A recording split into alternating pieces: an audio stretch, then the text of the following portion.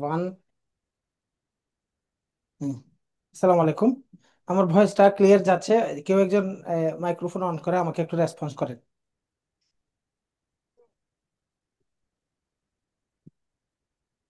কেউ একজন বলেন এখানে যারা জয়েন করেছেন। সুজানা জয়েন করেছেন। ইফতেখারুল একজন দেখা যাচ্ছে। তারপরে শোনা মরফুরা যাচ্ছে? ঈদ। হ্যাঁ, শোনা যাচ্ছে না? আচ্ছা, ঠিক আছে। তাহলে আমি আমার আলোচনায় চলে যাব। আমাদের পূর্ব ঘোষণা ছিল আমরা বিসিএস এর প্রিপারেশনের জন্য আমাদের 4টা ক্লাসের একটা অ্যারেঞ্জমেন্ট, 4টা ক্লাসই ফ্রি থাকবে সবার জন্য। এখানে আমরা অনেকেই লাইভে জয়েন করেছি, আবার অনেকেই হয়তো এই মুহূর্তে জয়েন নাই, পরবর্তীতে জয়েন করবেন আমার ক্লাস শেষ হতে হতে, আবার অনেকেই এই ক্লাসটা রেকর্ডেড অবস্থায় দেখতে পাচ্ছেন। যারাই আমার কথা শুনছেন সবাইকে বিসিএস হেল্পলাইনের পক্ষ থেকে স্বাগত জানিয়ে আজকের কথা শুরু করছি। আমাদের 4টা ক্লাস, 3টা ক্লাসের মধ্যে ইনস্ট্রাকটিভ কথাবার্তা থাকবে যেগুলো যথেষ্ট গুরুত্বপূর্ণ। স্টুডেন্টরা বিসিএস এর মতো কম্পিটিটিভ একটা পরীক্ষার জন্য যারা জার্নিটা স্টার্ট করে, তারা যদি শেষ পর্যন্ত পৌঁছতে না পারে অথবা সাফল্য না পাওয়ার পেছনে যে সকল কারণ আছে, তার মধ্যে অন্যতম কারণ হচ্ছে রং স্ট্র্যাটেজি নিয়ে প্রিপারেশন নেওয়া।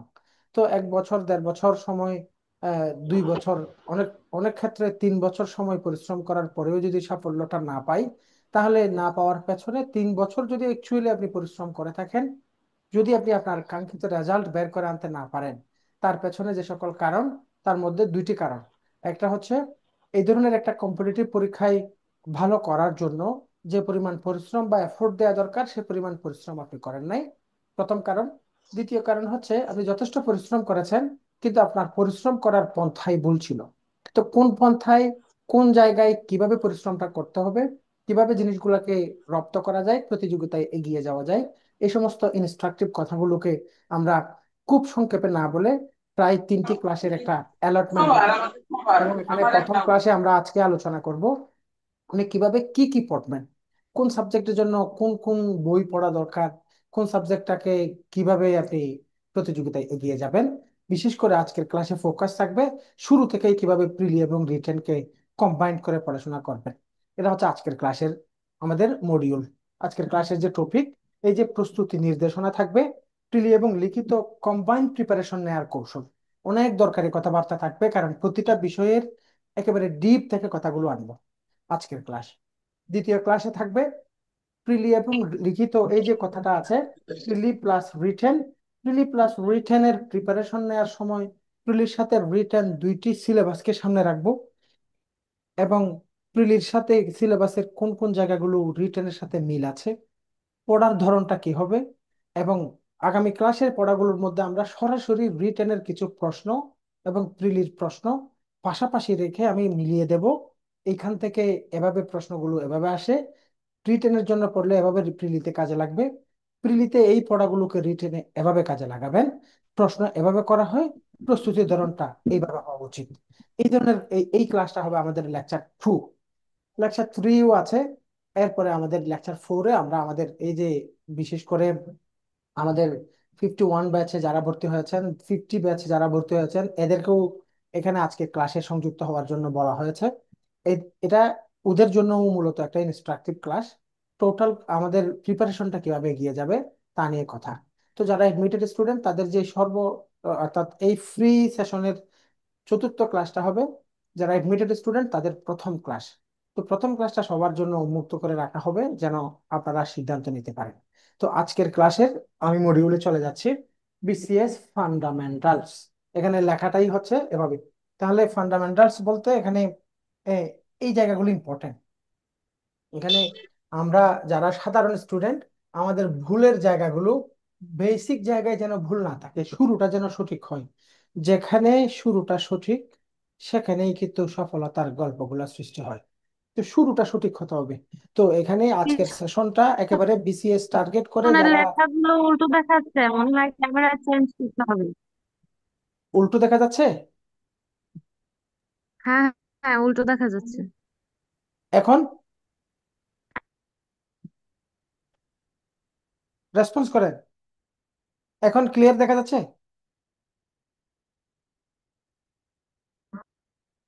কথা বলুন কেউ একজন যারা অনলাইনে আছেন। ঠিক আছে। আবার আমি শুনতে পাচ্ছি না, আবার কেউ একজন বলেন। বোর্ডে লেখাগুলো কি দেখা আচ্ছা যাচ্ছে, ঠিক ক্লিয়ার আছে। পড়া যাচ্ছে?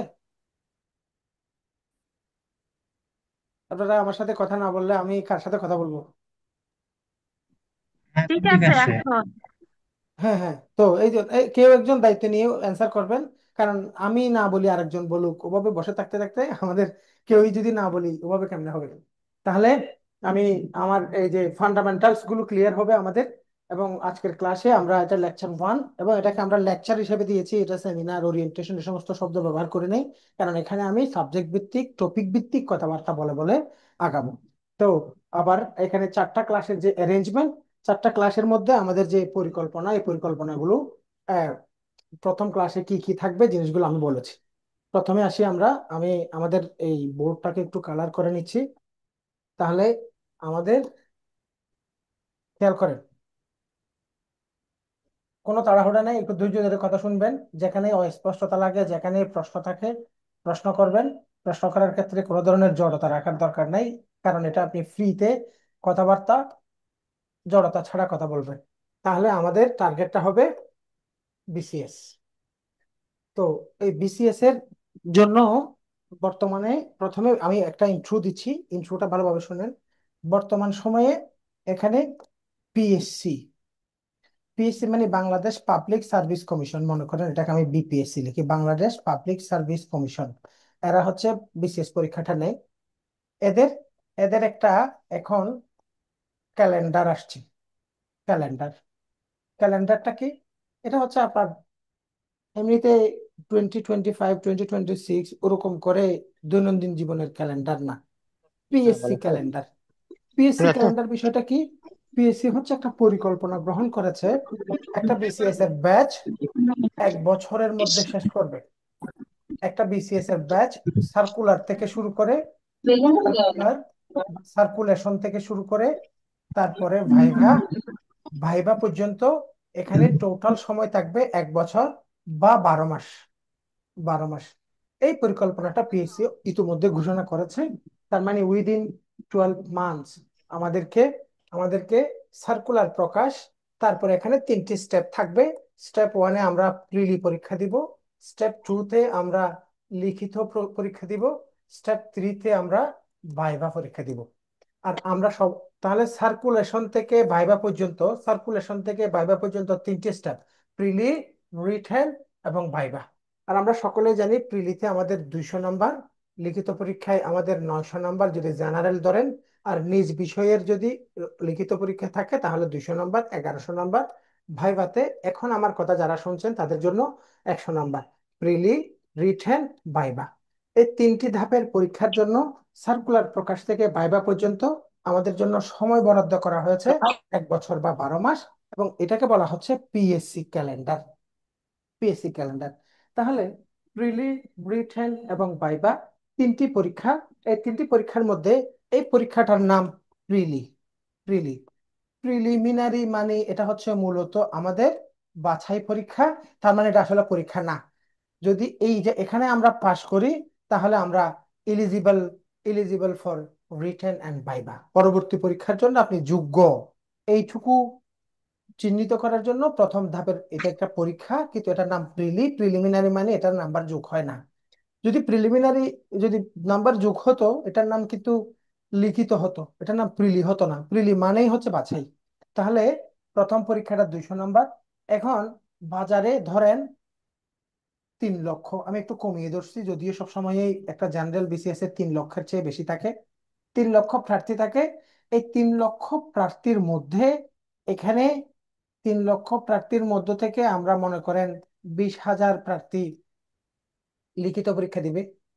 এই লিখিত পরীক্ষা, এখান থেকে মনে করেন আরো 10,000 প্রার্থী বাদ যাবে লিখিত পরীক্ষায়। আর এই 10,000, এরা যারা ভাইভা দিবে, এখান থেকে এখান থেকে মনে করেন 5,000 মানুষ চাকরি পাবে। 5,000-এর মধ্যে দেখা যাবে 2,000 মানুষ ক্যাডার পাবে, আর বাকি 3,000 মানুষ মনে করেন নন ক্যাডার চাকরি পাবে। তার মানে হচ্ছে 3 লক্ষ থেকে চাকরি পাবে 5,000 মানুষ। 5,000, এখানে এটা 5,000 সব মিলিয়ে দেখালাম। তাহলে এই 5,000-এ অথবা 2,000-এ পৌঁছাবার জন্য 3 লক্ষ থেকে এখানে যারা প্রস্তুতিটা নেয় প্রস্তুতি নেওয়ার ক্ষেত্রে 3 লক্ষ প্রার্থী সকলেই পরীক্ষা মনে করে প্রিলিকে, এবং সকলেই এই 200 নম্বরের জন্য 1 বছর, 2 বছর, 3 বছর ধরে পড়াশোনা করে। আসল পরীক্ষা হচ্ছে আপনার লিখিত এবং ভাইবা পরীক্ষা। মূল পরীক্ষাটার জন্য প্রস্তুত হয় না। তো আজকের কথাগুলো থাকবে কিভাবে আপনি একজন সঠিক অ্যাকচুয়াল জেনুইন প্রার্থী হিসেবে কিভাবে আপনার এই সামনের চ্যালেঞ্জ গুলো মাথায় রেখে, বড় চ্যালেঞ্জ হচ্ছে within a calendar year preli written viva শেষ করা লাগবে। তাহলে আমরা আগে যারা 1 বছর ধরে, 1.5 বছর ধরে, 3 বছর ধরে শুধুমাত্র এমসিকিউর জন্য প্রিপারেশন নিতাম, ওই জায়গা থেকে বেরিয়ে এসে আমাদেরকে শুরু থেকেই লিখিত এবং ভাইবা মাথায় রেখে প্রিপারেশনটা সাজাতে হবে, যেহেতু আমাদের 12 মাসের মধ্যেই প্রিলি রিটেন ভাইবা শেষ করার ক্যালেন্ডার ঘোষণা করেছে। এবং ইতিমধ্যে পিএসসি যে কয়টা বিসিএস রানিং আছে এগুলাতে স্পেসিফিক করে তারিখ দিয়েছে, তারিখের কোনো ব্যত্যয় করছে না, স্পেসিফিক সময়ে সব কাজ সম্পন্ন হয়ে যাচ্ছে। সুতরাং আমাদের সামনে চ্যালেঞ্জের বড় বড় চ্যালেঞ্জটা হচ্ছে, অনেক কথার মধ্যে বড় চ্যালেঞ্জটা হচ্ছে টাইম। টাইম, টাইম, এটা এটা একটা চ্যালেঞ্জ। দ্বিতীয় চ্যালেঞ্জ হচ্ছে আমাদের এই যে প্রিলি প্লাস রিটেন, রিটেন এই দুইটাকে কম্বাইন্ড করে প্রিপারেশন নেওয়া, এটা হচ্ছে আমাদের জন্য দ্বিতীয় চ্যালেঞ্জ। প্রথমে সময়টা মাথায় রেখে প্রিলি প্লাস রিটেনকে কম্বাইন্ড করে প্রস্তুতি নেওয়াটা এখনকার সময়ের দাবি। কারণ আগের মতো শুধুমাত্র প্রিলি পড়ে, মনে করেন প্রিলি পরীক্ষা হলো, just for example, just for example March মাসে প্রিলি হলে এপ্রিল, মে, জুন, জুলাই, আগস্ট, সেপ্টেম্বরে গিয়ে রিটেন হচ্ছে। লম্বা একটা 6 থেকে 8 মাস সময় পাওয়ার একটা প্রচলন ছিল। বর্তমান সময়ে প্রিলি পাস করার পরে ধরেন এখন হচ্ছে প্রিলি হবে মার্চ মাসে, এপ্রিল বাদ দিয়ে মে মাসে হবে আপনার রিটেন। মে মাসে গিয়ে আপনার রিটেন হবে। অর্থাৎ এখানে প্রিলির জন্য, প্রিলির আগে ধরেন জানুয়ারি, জানুয়ারি, তাহলে আপনার যদি 1 জানুয়ারি আপনার সার্কুলার হয়, জানুয়ারি থেকে মার্চ পর্যন্ত সময় পাচ্ছেন। আর সার্কুলারের আগে এই যেমন এখন হচ্ছে মনে করেন সেপ্টেম্বর থেকে শুরু করে অক্টোবর, নভেম্বর, ডিসেম্বর, জানুয়ারি, ফেব্রুয়ারি, মার্চ, মার্চ, তাহলে দেখেন, তাহলে আমি যদি বলি সেপ্টেম্বর, অক্টোবর, নভেম্বর, ডিসেম্বর, জানুয়ারি, ফেব্রুয়ারি, তারপরে হচ্ছে মার্চ, তার মানে 6 থেকে 7 মাস সময় আমরা পাচ্ছি। সেপ্টেম্বর থেকে মার্চ মাস পর্যন্ত আমরা এই সময়টা পাচ্ছি কিসের জন্য? প্রিলিমিনারির জন্য। আর মার্চে যদি আমাদের প্রিলিমিনারি হয়ে যায়, তাহলে মার্চ থেকে মাঝখানে একটা মাস আছে, ওই মাসটার নাম এপ্রিল। এরপরে মে মাসে গিয়ে আপনার রিটেন পরীক্ষা হবে। তাহলে এখানে আপনি সময় পাচ্ছেন 2 মাস, সময় পাচ্ছেন 2 মাস।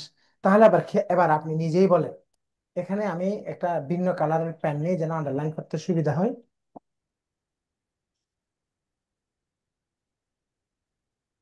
আপনি নিজেই বলেন, এই যে প্রিলিমিনারির জন্য আপনি সময় পেয়েছেন 7 মাস, আর রিটেন পরীক্ষার জন্য আপনি সময় পাচ্ছেন কত? 2 মাস। তার একটা প্রমাণ হচ্ছে, তার একটা প্রমাণ হচ্ছে বর্তমানে এই যে এখন চলছে সেপ্টেম্বর, সেপ্টেম্বর মাসের 19 তারিখ 47তম, 47তম বিসিএসটা অনুষ্ঠিত হবে। হ্যাঁ, তাহলে সেপ্টেম্বরের পরে আমাদের আছে অক্টোবর। হ্যাঁ, সেপ্টেম্বর, অক্টোবর, তারপরে হচ্ছে নভেম্বরের 19 তারিখে এদের রিটেনের তারিখ অলরেডি ঘোষণা করা আছে। এবার এটা দিয়ে আপনি হিসাব করেন, 19 তারিখ, তারপরে হচ্ছে এখানে ঠিক 2 মাস পরে, ঠিক 2 মাস, ঠিক 2 মাস, ঠিক 2 মাস পরে 47 ব্যাচের প্রার্থীরা রিটেন পরীক্ষা দিবে। তার মানে আপনি রিটেনের জন্য সময় পাচ্ছেন কয় মাস? 2 মাস।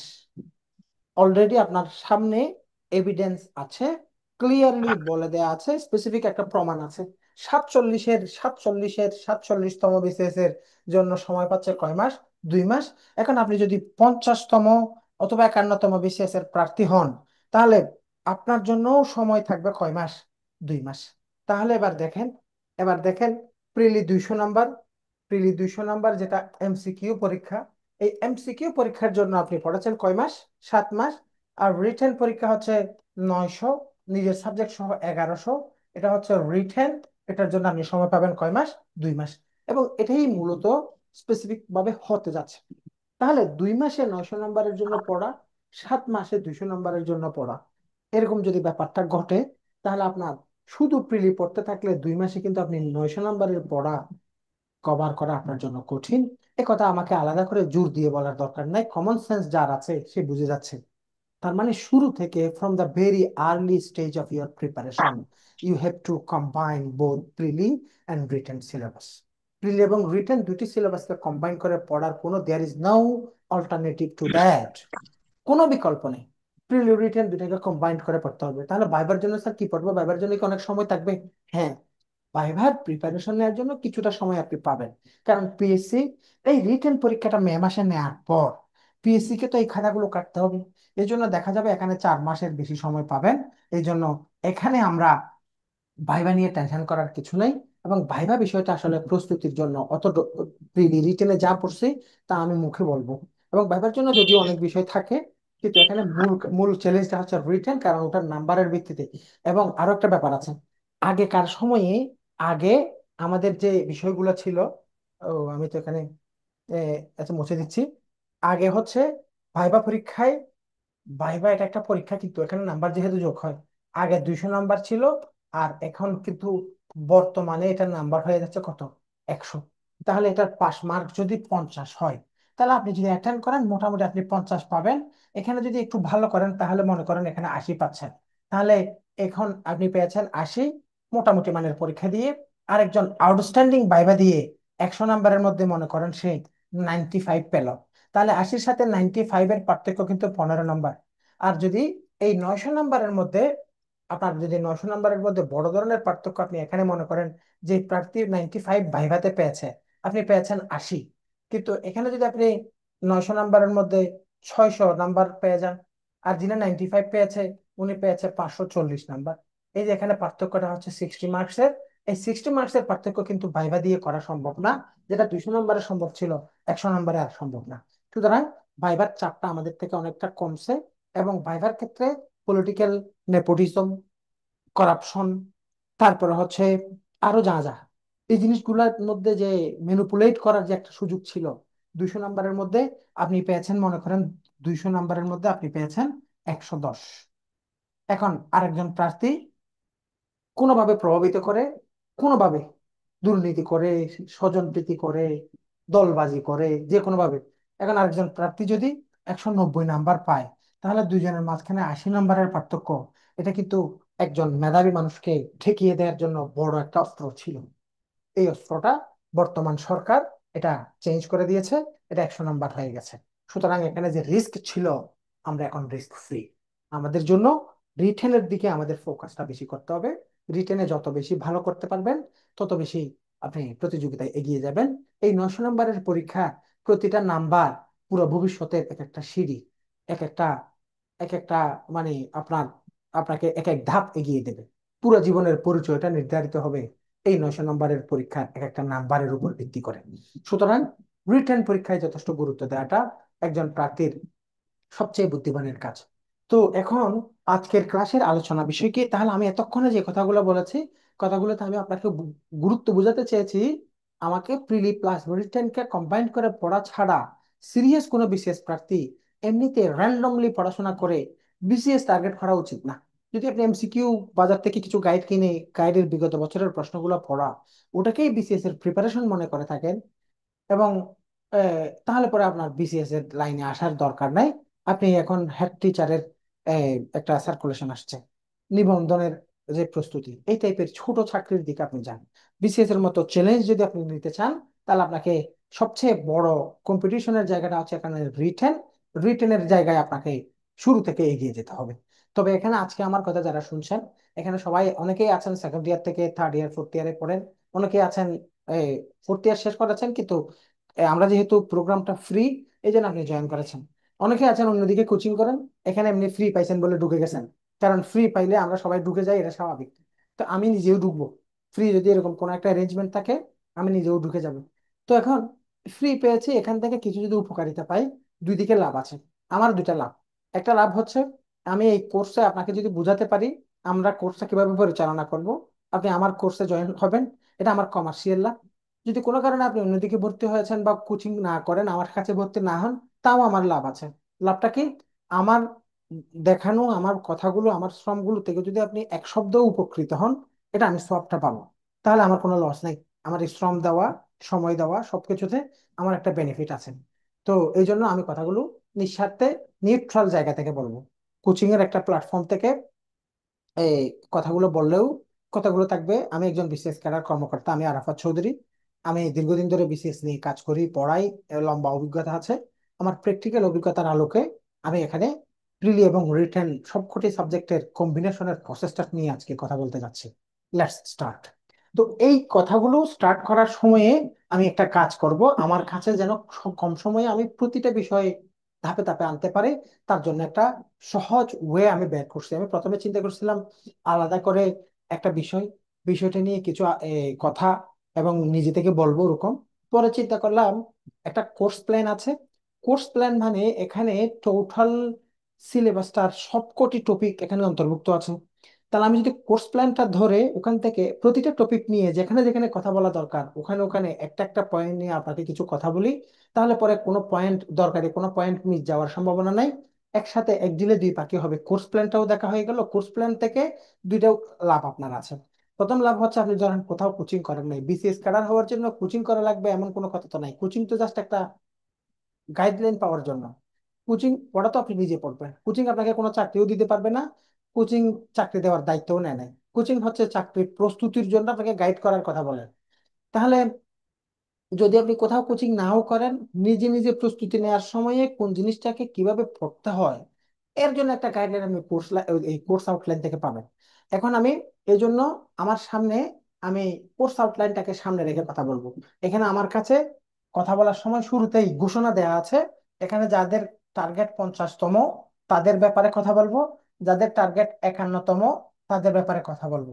এবং আমাদের এখানে 50তমর জন্য 50তমর জন্য যেটা কোর্স, ওটা হচ্ছে কোর্সের নাম হচ্ছে প্রিলি কোর্স। কিন্তু প্রিলি পড়ানোর সময় লিখিত শুরু থেকে কিভাবে পড়বো এবং আমরা কিভাবে পড়াচ্ছি এবং আমাদের পড়াগুলো যদি আপনি আমাদের কোর্সে ভর্তি নাও হন, নিজে নিজে ওই পড়াগুলো আপনি পড়েন, তাহলে আপনার ক্লিয়ার হয়ে যাচ্ছে। তাহলে কোর্স প্ল্যানটা দেখালে আপনার আপনার জন্য খুব ইফেক্টিভ একটা আলোচনা আপনি পাবেন। আর যারা 51তম তারা হচ্ছে মূলত এখন থার্ড ইয়ারে আছে অথবা সেকেন্ড ইয়ারে আছে, এরকম প্রার্থীরা। এদের জন্য আমাদের যে কোর্স ওটা হচ্ছে মূলত ফাউন্ডেশন কোর্স। ফাউন্ডেশন কোর্স বা এটাকে আমরা সাধারণত আমাদের এখানে নামটা হচ্ছে বেসিক কোর্স। এই বেসিক কোর্সে তাদের জন্য এই প্রিলি, রিটেন, ভাইভা তিনটি ধাপের প্রিপারেশনটাকে কিভাবে এগিয়ে নিয়ে যাবে, কি কি পড়বে, কোন সাবজেক্ট কিভাবে পড়া উচিত, এটা নিয়ে আমার ডিটেইল আলোচনায় আমি চলে যাচ্ছি। তাহলে একসাথে আমি দুটো কথা বলবো, কথা শুরু করব এখান থেকে, কিন্তু এটা সহ একসাথে চলে আসবে। তাহলে আমরা আমাদের স্লাইডে চলে যাচ্ছি। কারো কোনো প্রশ্ন থাকলে এখনো একবার প্রশ্ন করতে পারেন, যেন আপনার প্রশ্নের আলোকে আমি কথা বলতে পারি। তাহলে এখানে দেখতে পাচ্ছি, এখানে এখানে এটা এই লাইনটা, এই বারটা কি জন্য আসছে। তাহলে এখন তাহলে বিসিএস ফান্ডামেন্টালস মাস্টার ক্লাস, তাহলে লেকচার 1 এটা একটা প্রথম স্লাইড। তারপরে দেখেন এখানে দুইটি অডিয়েন্সকে আমরা সামনে রেখে কথা বলবো। প্রথমত হচ্ছে এখানে 51তম ব্যাচ যারা দেবে, এটা এটা তাদেরকে টার্গেট করে কথা আছে। 50তম যারা দিবে তাদেরকে টার্গেট করে কথা আছে। 51তমের জন্য এখানে আমরা কি কি ডিজাইন করেছি এবং 50তমের জন্য কি কি আছে এবং আপনি কিভাবে পড়বেন। প্রথমে এটা হচ্ছে আমাদের, এতক্ষণ ছিল ইন্ট্রো, এখন হচ্ছে আমাদের বেসিক আলোচনা। দেখেন একজন প্রার্থী, আমি এই জিনিসটা এখানে যেটা আমি দেখাচ্ছি, এই ব্যাপার এটা হচ্ছে আমাদের কোর্সের জন্য কোর্স আউটলাইন।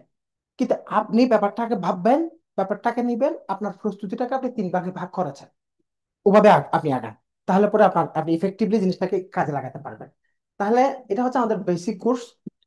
যারা অনার্সের যারা মনে করেন দ্বিতীয় বর্ষ, তৃতীয় বর্ষ, ইভেন চতুর্থ বর্ষ, যারা একটু আহ, এখন থেকে শুরু থেকে গুছিয়ে সিরিয়াসলি প্রিপারেশন নিতে চান, তারা তারা যদি করেন এটা তাদের জন্য, তাদের এখানে 3টা স্টেপ।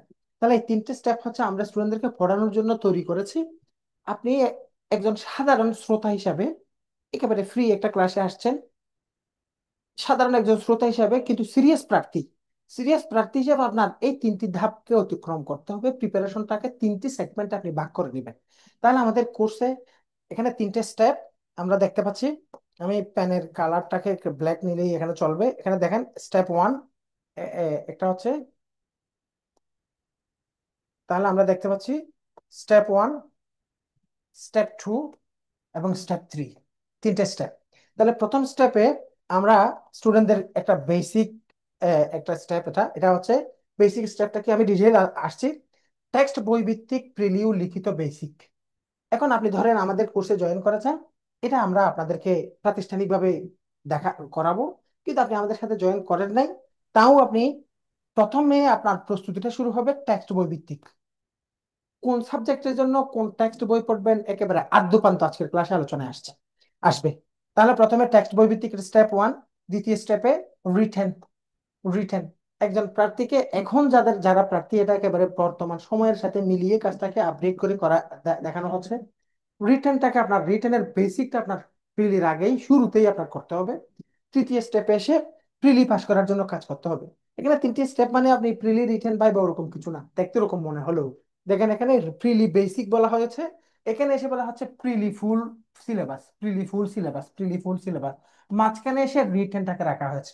এভাবে আমরা আগাবো। তাহলে বিসিএস ফাউন্ডেশন কোর্সে step one, step two, step three, এই তিনটে স্টেপে আমরা আগাই। এবার আসেন বেসিক কোর্সটা আমরা কিভাবে সাজিয়েছি, আপনি কিভাবে, অথবা আপনি কিভাবে পড়বেন, আপনার পড়াশোনার ধরনটা কিভাবে হবে। দেখেন, এই কোর্সটাতে যারা ফাউন্ডেশন কোর্স বা বেসিক কোর্সে জয়েন করবে আমাদের আমাদের সাথে, অথবা আপনি শুরুতে যদি পড়তে চান, তাহলে আপনার প্রথম ধাপে টেক্সট বই ভিত্তিক পড়ানো। টেক্সট বই ভিত্তিক, হ্যাঁ, যাতে টেক্সট বই পড়ার সময় আমাদের কি কি জিনিস মাথায় রাখবো। দেখেন, আপনার প্রিলির জন্য একটা বেসিক থাকতে হবে, রিটেন পরীক্ষার বেসিকও একসাথে হতে হবে। অর্থাৎ তার মানে প্রথম ধাপে আপনার প্রিপারেশনটা শুরু হবে টেক্সট বই দিয়ে। টেক্সট বইগুলো কেন পড়বো? যেন প্রিলি এবং রিটেন উভয়ের বেসিকটা মজবুত হয়। বেসিক বলতে আপনি স্যার কি বোঝাচ্ছেন, বারবার করে বেসিক বলছেন এই সেই। দেখেন, ধরেন বিসিএস পরীক্ষায় কতগুলো সহজ প্রশ্ন আসে, একটা সহজ প্রশ্ন দিয়ে উদাহরণ দিই। মনে করেন প্রশ্ন আসছিল, তোহফা কার লেখা? তোহফা কার লেখা, এটা প্রিলির একটা প্রশ্ন। অথবা ইউসুফ জুলেখার লেখক কে? এই প্রশ্নটা এসেছিল। আবার প্রশ্ন এসেছিল, বেনিন কোন মহাদেশে অবস্থিত? প্রশ্ন এসেছিল, ধরেন মনে করেন প্রশ্ন এসেছিল, ইউনিবেক কম্পিউটার কোন প্রজন্মের কম্পিউটার? মনে করেন মনে করেন জুনটিস কি বাহিত রূপ? পানিবাহিত রূপ, বায়ুবাহিত রূপ, নাকি অন্য কোনো, মানে রূপ, বা অন্য কোনো বাহিত রূপ? এভাবে প্রশ্নগুলো আসছে। এখন আপনার বেসিকটা এমন হওয়া উচিত, এমন ভাবে আপনি বিষয়টা জানেন, পানিবাহিত রোগগুলো কি কি, এটা টোটালটা সম্পর্কে আপনার ধারণা আছে। বেনিন কোন মহাদেশে অবস্থিত? তাহলে মহাদেশের মধ্যে কোন মহাদেশে কি কি দেশ আছে তার একটা মানচিত্র সহ ক্লিয়ার একটা ধারণা আপনার আছে। কম্পিউটারের কয়টি প্রজন্ম? পাঁচটি প্রজন্ম। কোন প্রজন্মে ইউনিবেক কম্পিউটারটা আবিষ্কার হয়েছিল? তাহলে এক নাম্বার প্রজন্ম থেকে পঞ্চম প্রজন্ম পর্যন্ত টোটাল একটা ধারণা আপনার ক্লিয়ার আছে। মনে করেন ইউসুফ জুলেখা কার লেখা, তাহলে ইউসুফ জুলেখা আন্দাজি ইউসুফ জুলেখার লেখকটা মুখস্থ না করে বাংলা সাহিত্যের মধ্যযুগ, মধ্যযুগের এই এখানে এই এই ধারার সাহিত্য ছিল, এখানে বৈষ্ণব পদাবলী ছিল, রোমান্টিক প্রণয় উপাখ্যান ছিল, মঙ্গল কাব্য ছিল, অনুবাদ সাহিত্য ছিল, খনার বচন ছিল, মরসিয়া সাহিত্য ছিল, পুঁথিগান ছিল, অনেক কিছু সাহিত্য ছিল। এখন প্রত্যেকটা সাহিত্য ধারা সম্পর্কে আপনার একটা বেসিক বিবরণ জানা আছে, বেসিক একটু জানেন আপনি।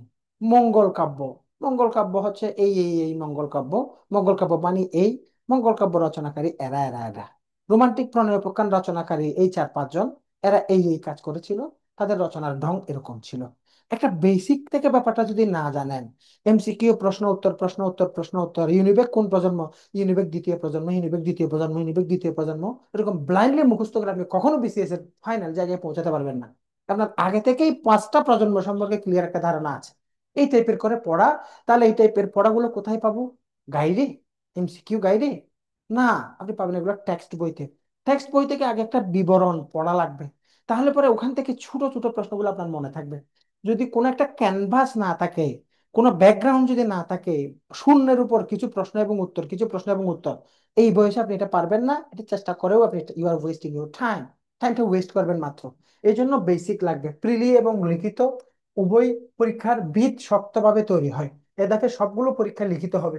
আমাদের যারা ফাউন্ডেশন কোর্স, প্রথমে পড়াটা হবে লিখিত, প্রশ্ন হবে লিখিত, যেন আপনি, আপনাকে প্রশ্নই দিবে, লিখে লিখে উত্তর দিবেন প্রতিটা পরীক্ষা। অনলাইনে ওয়েবসাইটে এরকম সিস্টেম করা আছে আমাদের। লিখে লিখে উত্তর দিলে তাহলে তোফার লেখককে, তাহলে আপনাকে প্রশ্নই করা হবে রোমান্টিক প্রণয় মধ্যযুগের মুসলিম সাহিত্যিক আলাউল সম্পর্কে লিখো। তো তুমি আলাউল সম্পর্কে ক্লিয়ার যখন লিখবে ওখানে তোহফার কথা চলে আসবে। তাহলে শুরুতেই বেসিকটা ওভাবে করা হবে। শিক্ষার্থীদের ভাইভা দক্ষতা বৃদ্ধির জন্য নিয়মিত ডিবেট, প্রেজেন্টেশন, ওয়ার্কশপ করানো হবে। এগুলো আমরা আমাদের কোর্সের জন্য করি। এবং আপনি যদি আমাদের কোর্সে সংযুক্ত না হন, নিজে নিজে পড়তে চান, তাহলে আপনার এই কাজগুলো করতে হবে। এটা আপনি এখান থেকে এই মেসেজটা পাচ্ছেন। তাহলে এটা হচ্ছে বেসিক কোর্সের স্টেপ ওয়ান। স্টেপ ওয়ান আপনি দেখতে পাচ্ছেন এখানে টোটাল 81টা ক্লাস আছে। 81টা, এই ক্লাসগুলো কি? এই ক্লাসগুলোতে আপনি স্যার কি লেকচার শিট দিবেন, কি পড়াবেন? এখানে কোনো শিট দেওয়া হবে না। এই মানে এই স্টেপটাতে, এই স্টেপে আপনাকে আমরা বলে দিব এই এই বই নিয়ে বই নাও। ধরো একটা উদাহরণ দিচ্ছি, ধরো বাংলা। তাহলে বাংলার জন্য এখানে টোটাল 11টি ক্লাস। এগুলো সম্পূর্ণ রিটেন ক্লাস শুরুতেই। তাহলে রিটেন ক্লাস মানে কি বিশেষ রিটেনের সিলেবাস পড়াবেন না। এমন ভাবে আমরা টেক্সট বই থেকে তোমাকে একটু পরে দেখাচ্ছি, অধ্যায় ধরে দিব, চ্যাপ্টার ধরে দিব, লেখক ধরে দিব। তুমি ওই বই থেকে ওই লেখক সম্পর্কে পড়ে আসো, ওই বই থেকে ওই লেখক সম্পর্কে পড়া। টিচার এটার উপরে ক্লাস নিবে, ওটার উপর লিখিত পরীক্ষা হবে। এই জন্য এখানে টোটাল দেখো যতটা ক্লাস ততটা পরীক্ষা, একটা ক্লাসের উপর একটা একটা পরীক্ষা, এভাবে লিখিত পরীক্ষা হবে স্টেপ ওয়ানে। তাহলে আমরা যারা প্রস্তুতিটা শুরু করব, শুরু করার সময় আমরা ফোকাস করব প্রিলি এবং লিখিত উভয় সিলেবাসকে মাথায় রেখে টেক্সট বই ভিত্তিক পড়াশোনা শুরু করতে হবে। প্রথম কাজ, কোন টেক্সট বই পড়বো, কোন সাবজেক্টে কি পড়বো, একেবারে স্পেসিফিক করে বলছি আমি, অপেক্ষা করো। তারপরে হচ্ছে ফাউন্ডেশন কোর্স বা 51তম যাদের টার্গেট, তাদের জন্য স্টেপ ওয়ান গেল। স্টেপ টু, স্টেপ টুটা কি? স্টেপ টুতে আমি বলছি না, তুমি প্রথমে টেক্সট বই দিয়ে শুরু করো। টেক্সট বইটা পড়ার সময় কিছু কিছু প্রিলি সিলেবাস বা রিটেন সিলেবাস দেখে, প্রিলি সিলেবাস এবং রিটেন সিলেবাস দুইটাই এক্সপ্লেইন করবে টিচার। অবশ্যই এই ফ্রি সেশনটাতে আগামী ক্লাসে আমরা রিটেন সিলেবাস এক্সপ্লেইন করব। প্রিলি এবং রিটেনের সিলেবাসটা দেখার পর, প্রিলি সিলেবাসে কোন টেক্সট বই থেকে কি পড়া লাগবে, রিটেন সিলেবাসের জন্য কোন টেক্সট বই থেকে কি পড়া লাগবে, কোন কোন বইয়ের কোন অংশটা প্রিলি এবং রিটেন উভয় জায়গায় কাজে লাগবে, এগুলো আমরা ক্লাসে দেখিয়ে দিব। ওই অনুযায়ী তুমি পড়বা, ওটার উপর পরীক্ষা হবে। এখন দেখা যাচ্ছে তুমি প্রিলির উপর আমরা একটু ফোকাস করবো শুরুতে। তো এখন দেখা যাচ্ছে এই জায়গাগুলো থেকে রিটেনের প্রশ্ন কিভাবে আসে। রিটেনের বিগত বছরের প্রশ্নগুলোকে নিয়ে আলোচনা করে যদি আমি তোমাকে প্র্যাকটিক্যালি দেখাতে পারি, যেমন দেখো, প্রশ্ন বাংলাদেশ বিষয়ে বলি, বাংলাদেশের অর্থনীতি। এখন বাংলাদেশের অর্থনীতি নিয়ে তোমাকে বাংলাদেশের অর্থনৈতিক কাঠামো সম্পর্কে টিচার একটা জায়গা থেকে পড়তে দিল, বললো কি বাংলাদেশ ও বিশ্ব পরিচয় বইয়ে যদি না থাকে এই জায়গা থেকে তুমি অর্থনীতি অংশটা পড়ো, অথবা বাংলাদেশের সংবিধান থেকে এই জায়গাটা পড়ো। এখন সংবিধান থেকে এক একবার এক এক রকম প্রশ্ন আসে। আগে প্রশ্ন আসতো সংবিধানের মানবাধিকার বা মৌলিকাধিকার গুলো কত নম্বর থেকে কত নম্বর ধারা লিখো। এ পর্যন্ত বাংলাদেশ সংবিধান কতবার সংশোধন হয়েছে, কতবার সংশোধন হয়েছে, কোন কোন প্রসঙ্গে সংশোধিত হয়েছে, কোন তারিখে সংশোধন হয়েছে, 16টা সংবিধান সংশোধনী সবগুলা লিখো। 20 নাম্বারের জন্য এরকম বড় প্রশ্ন আসছে। কিন্তু সামনে কি ওই প্রশ্নটা ওইভাবে আসতে পারে কি, নাকি নতুন ভাবে নতুন সংবিধানের নেসেসিটি নিয়ে একটা এক্সপ্লেনেটরি কোশ্চেন আসবে? এই ব্যাপারগুলো প্রশ্ন বিশ্লেষণমূলক কিছু অংশ আলোচনা করা হবে। এটা হচ্ছে স্টেপ টুতে। স্টেপ টুতে এই জন্য ক্লাসের সংখ্যা অনেক কম। এখানে ক্লাসের কাজ না, এগুলো ওয়ার্কশপ, এগুলো একটাও ক্লাস না। এগুলো ওয়ার্কশপ, এগুলো লম্বা লম্বা করে সময় দিয়ে টিচার রিয়েল প্রশ্ন, মনে করো গত বিসিএস এর আগের বিসিএস, গত পাঁচটি বিসিএস এর প্রশ্ন একসাথে নিয়ে টিচার এই প্রশ্নটা এই বিসিএস এভাবে আসছে, এই বিসিএস এভাবে আসছে, এই বিসিএস এভাবে আসছে, এবার সামনে কিভাবে আসতে পারে, এবং ওই ধরনের প্রশ্নের উত্তরকে তুমি কিভাবে সাজাবা, তুমি এর প্রথম ধাপে যে টেক্সট বই থেকে পড়াশোনা করছো ওগুলাকে তুমি রিটেন পরীক্ষায় কিভাবে লিখবা। প্রফেশনাল টিচাররা এই জিনিসগুলো ওয়ার্কশপ করাবে। মাত্র 3টা 4টা এভাবে ক্লাস এগুলাতে। এই মনে করো এই 4টা ক্লাসের মধ্যে বিগত বিগত মনে করো 10 বছরের সব রিটেন পরীক্ষা একসাথে এক্সপ্লেইন করবে। এভাবে করে এখানে করবে, এখানে পরীক্ষা হবে রিটেন, সবগুলো পরীক্ষার রিটেন। এগুলো 100 নম্বর, 200 নম্বরের ওরকম লিখিত পরীক্ষা। আর তোমরা যারা এমনিতে আমাদের সাথে সংযুক্ত না হয়ে নিজে নিজে করতে চাইবা, তোমাদের জন্য পরামর্শ হচ্ছে তোমরা লিখিত প্রশ্নগুলো নিবা। লিখিত প্রশ্ন, লিখিত প্রশ্ন নিয়ে লিখিত প্রশ্ন নিয়ে নিজে নিজে অ্যানালাইসিস করবা। মানুষের অ্যানালাইসিস সবসময় কাজে লাগে না, নিজস্ব অ্যানালাইসিস লাগবে। কারণ একটা টিচার অ্যানালাইসিস করার সময় সামনে 100 জন স্টুডেন্ট থাকলে সবাই বুঝে বলতে করে জেনারেলাইজড একটা প্রেজেন্টেশন দেয়।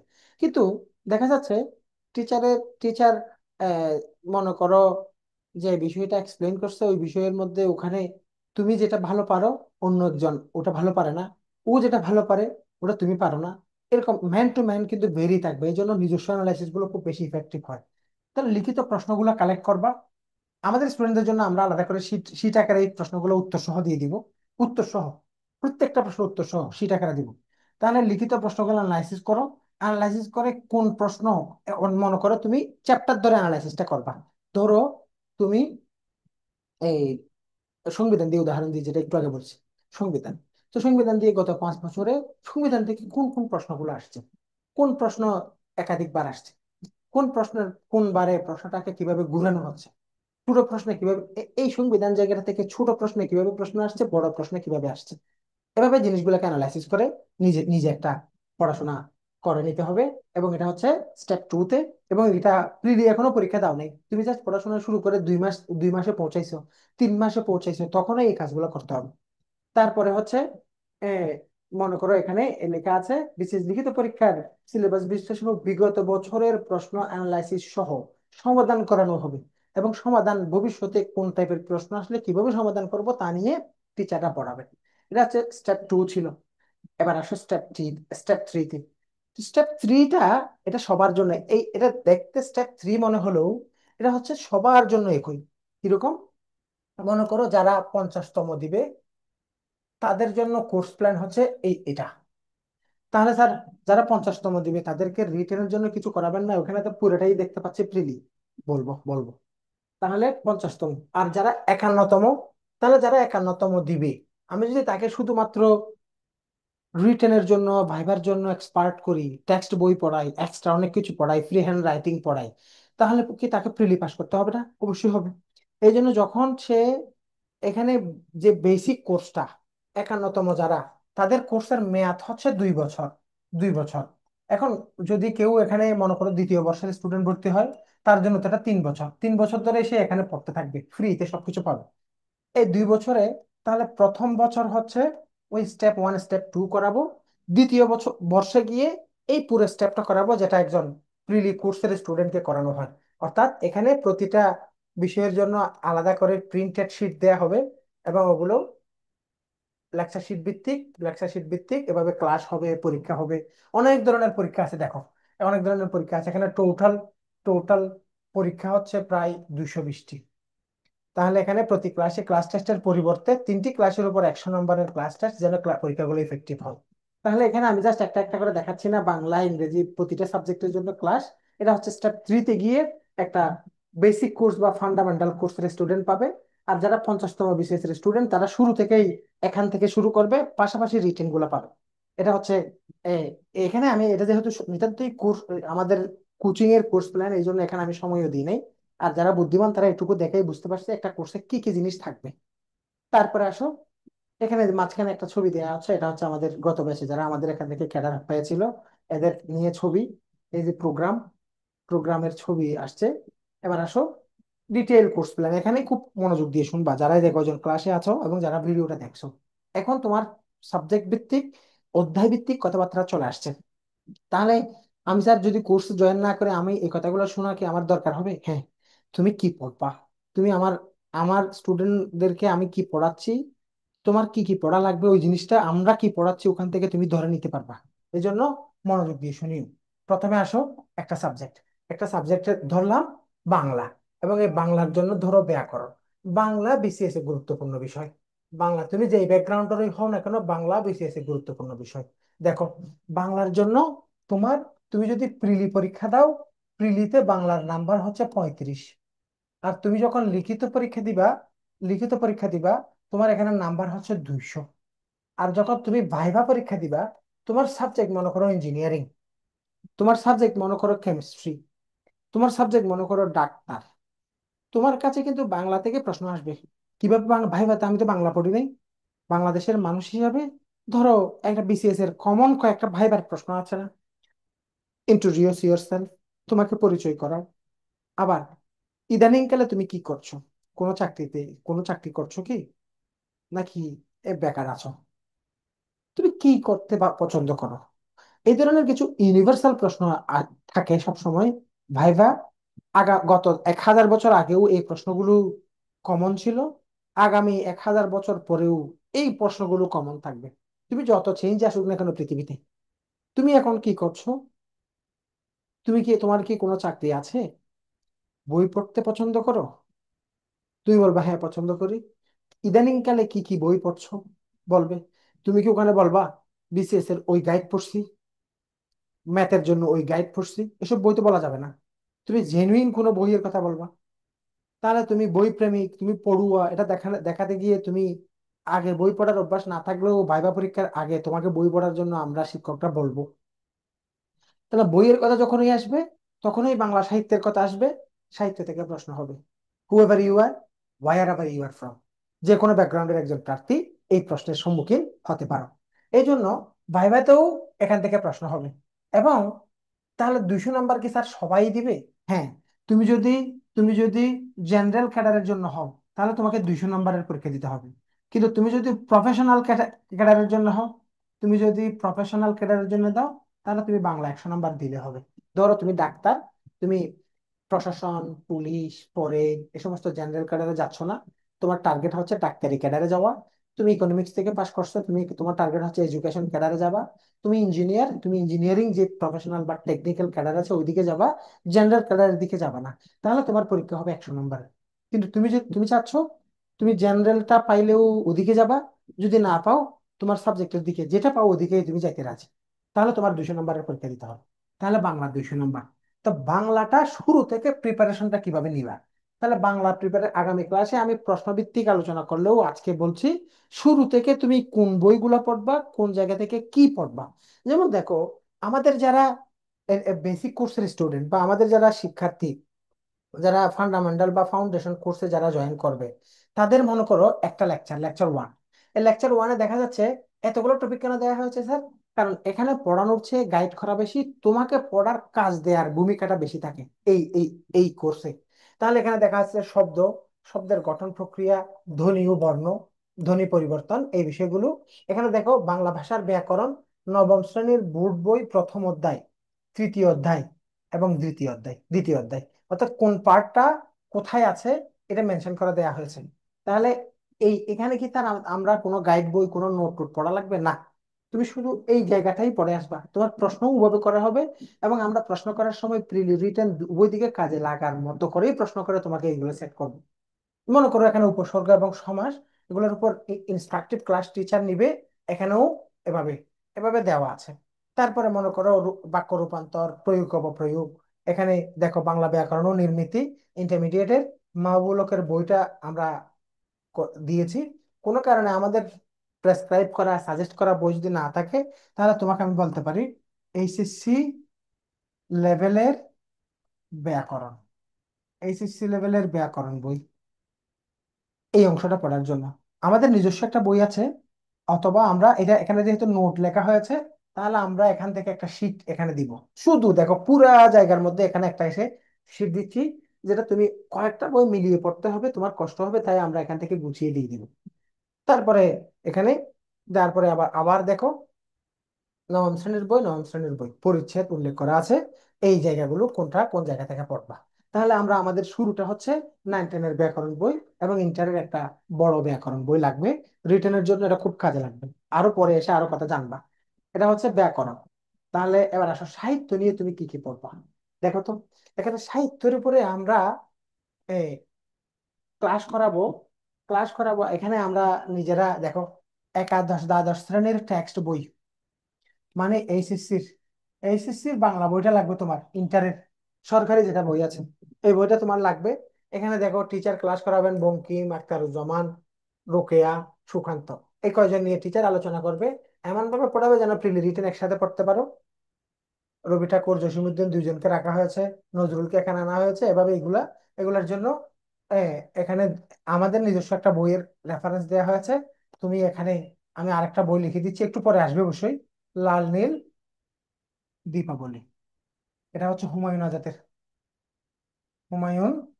আজাদ এই বইটা। তাহলে তিনটা বই, একটা হচ্ছে একাদশ দ্বাদশ শ্রেণীর টেক্সট বই, আরেকটা হচ্ছে লাল নীল দীপাবলি হুমায়ুন আজাদ, আর একটা আমাদের বই। এটা না থাকলেও অন্য টেক্সট বই কি পড়বা সেটা তোমরা নিজেরা বাছাই করতে পারো। তবে এই লেভেলটা প্রিলির জন্য না, এটা বেসিক কোর্সের জন্য, প্রিলি রিটেন মিলিয়ে পড়ার জন্য সাহিত্য হিসেবে দেওয়া হয়েছে। তাহলে বাংলার জন্য অত জটিল ভাবে তেমন কিছু নাই, কিন্তু তথ্য যারা যা পাওয়ার তা পেয়ে গেছো। এবার আসো অঙ্ক। তাহলে অঙ্কতে এখানে কি কি বই পড়া লাগবে তোমরা ওটুকু দেখো, কারণ আমি প্রতিটা এক্সপ্লেন করার দরকার নেই। প্রথমে আসো নবম দশম শ্রেণীর সাধারণ গণিতের বইটা, আবার উচ্চতর গণিত লাগবে, সাধারণ গণিত লাগবে। তারপরে হচ্ছে এখানে গাণিতিক যুক্তি আসাদুজ্জামান, এটা একটা বই দেওয়া হয়েছে, এটা তুমি যে কোনো বই, এখানে আমি লিখে দিচ্ছি যে কোনো বই। এবং এখানে কিন্তু এইচএসসির 3টি চ্যাপ্টার পড়তে হয় ইন্টারের ম্যাথ থেকে। এবং আমরা ম্যাথটা করানোর সময় স্টুডেন্টদেরকে, যেহেতু ম্যাথমেটিক্সের ব্যাপারটা এমন জটিল ভাবে দাঁড়ায় অনেক প্রার্থীর জন্য, প্রিলি পাস করার পর প্রিলি থেকে রিটেন পর্যন্ত যে 3 মাস 4 মাস সময় যদি পাই, এখন তো 2 মাসে চলে আসছে সময়টা, এই 2 মাস সময়ে যদি শুধু ম্যাথের পেছনে আলাদা করে কোচিং করে প্রাইভেট পড়ে পড়তেও থাকে, তাও দেখা যাচ্ছে সে ম্যাথে পাস মার্ক তোলাটা তার জন্য জটিল হয়ে যায়। এই ব্যাপারটা সামনে রেখে যারা পারে কয়েকজন, এদের কথা বলছি না, বেশিরভাগই পারে না। ম্যাথ পারে না এমন প্রার্থীর সংখ্যা 90%-এরও বেশি। 90%-এরও বেশি, কারণ এখানে রিটেনে যে ম্যাথ আসে অ্যাবসলিউটলি 50-এ 50 হায়ার ম্যাথ আসে। ঠিক আছে। পাটিগণিত যেগুলো আসে এগুলো জটিল ভাবে আসে। তাহলে রিটেনের 50 নাম্বারের ম্যাথের জন্য তোমাকে যদি আমি প্রিলি পাস করার পরে হায়ার ম্যাথ ধরে করাই, প্রিলিতে এক ধরনের অঙ্ক করালাম, রিটেনে আরেক ধরনের অঙ্ক, ওভাবে যদি করাতে যাই, তুমি ম্যাথে ভালো করতে পারবে না। এই জন্য শুরু থেকে আমাদের ম্যাথ পড়ানোর ধরনটা 2 লেভেলের। আমরা প্রথমে প্রিলি সিলেবাসের যে ম্যাথ গুলো ওগুলোর সাথে শীট ভিত্তিক সাধারণ সাধারণ সাধারণ গণিত বই, আর যেগুলো 8-এর বই 7-এর বই থেকে বেসিক জিনিস লাগে ওগুলো টিচার পড়ানোর সময় করে দিবে। কিন্তু শুরুতেই আমরা 9-10-এর হায়ার ম্যাথ বইটা চ্যাপ্টার ভিত্তিক ধরে ধরে, ওই বইটাই ডাইরেক্ট বই ধরে ধরে ওই বইটাই এখানে ক্লাসের মাধ্যমে আলাদা করে শেষ করানো হয়। এগুলো মূল হিসাবের বাইরে। তুমি দেখো বেসিকের এখানে ম্যাথের ক্লাস অনেক বেশি রাখা হয়েছে, ম্যাথের ক্লাস অনেক বেশি রাখা হয়েছে। এবং এখানে করানোর সময় তুমি খেয়াল করে দেখো, এখানে ভালোভাবে খেয়াল করো, এমন ভাবে জিনিসটা সাজানো হয়েছে, তুমি ম্যাথ মানে যেভাবে পাটিগণিত মনে করো, এখানে কিন্তু তেমন পাটিগণিত রাখা হয় নাই। খেয়াল করে দেখো, এখানে অসমতা, গড়, অনুপাত ও সমানুপাত, এটা পাটিগণিতকে দেখো তুমি, জ্যামিতি জ্যামিতি, বীজগণিত, এখানে পাটিগণিত রাখা হয়েছে। আবার জ্যামিতি, বিন্যাস, সমাবেশ, সম্ভাব্যতা, এগুলো ইন্টার সিলেবাস থেকে করতে হবে। ঠিক আছে। দেখো বাস্তব সংখ্যা, সেট ও ফাংশন, অর্থাৎ যে এটা 9-10-এর বই অনুসারে জিনিসটা আনা হয়েছে। এভাবে ত্রিকোণমিতি, অর্থাৎ জিনিসটাকে সাজানোর সময় পাটিগণিতের যে আধিক্য, তুমি যেটা গাইড বইতে দেখে অঙ্ক মানেই পাটিগণিতের 9 অধ্যায় 11 অধ্যায় মনে করো, ওরকম করে এটা করা না। এটা বেসিক, এটা 9-10-এর টেক্সট বই ভিত্তিক। তোমরা ওভাবে করতে পারো, আগে থেকে 9-10-এর বইটা ধরে পড়তে পারো। ইংলিশটা সম্পূর্ণ ডিফারেন্ট এখানে। ইংলিশ নিয়ে তুমি সাধারণভাবে যেটা ভেবে থাকো, ওভাবে এখানে ডিজাইন করা হয়নি। এখানে রাখা হয়েছে ইংলিশ এমন একটা সাবজেক্ট, যে সাবজেক্টটা কিন্তু তুমি বিসিএস ক্যাডার হবে কি হবে না তার সম্পূর্ণভাবে নির্ভর করবে ইংলিশের উপর। ইংলিশের উপর ইংলিশ যদি তুমি খারাপ করো, তুমি আর বিসিএস ক্যাডার হতে পারবে না। মানে এত ইম্পর্টেন্ট ব্যাপারটা, মানে ইংলিশের ব্যাপারটা এত সিরিয়াস। দেখো তুমি ভালোভাবে খেয়াল করিও, ইংলিশ ইংলিশ ইংলিশে তুমি প্রিলি প্রিলিতে তোমার 35 মার্কস, ইংলিশে রিটেন পরীক্ষায় তোমার 200 মার্কস, এটা সবার জন্য তুমি যেই ক্যাডারই দাও। আর তোমার যে ভাইভা, ভাইভা পরীক্ষা 100 নাম্বারের মধ্যে অলমোস্ট পুরোটাই ইংলিশ হতে পারে। 100 নাম্বারের মধ্যে 100% ইংলিশে হতে পারে। অর্থাৎ তোমার কাছে ডাটা জিজ্ঞেস করবে, তথ্য জিজ্ঞেস করবে, ইনফরমেশন জিজ্ঞেস করবে, কিন্তু ভাইভাটা বাংলা বলা নিষেধ করে দিতে পারে। সরাসরি বলবে তুমি কোনো বাংলা শব্দ বললো না, অথবা কোনো কোনো প্রশ্নই বাংলায় করবে না, যে প্রশ্ন ইংরেজিতে করবে তোমার, তোমাকে ওটা ইংরেজিতে অ্যান্সার করতে হতে পারে।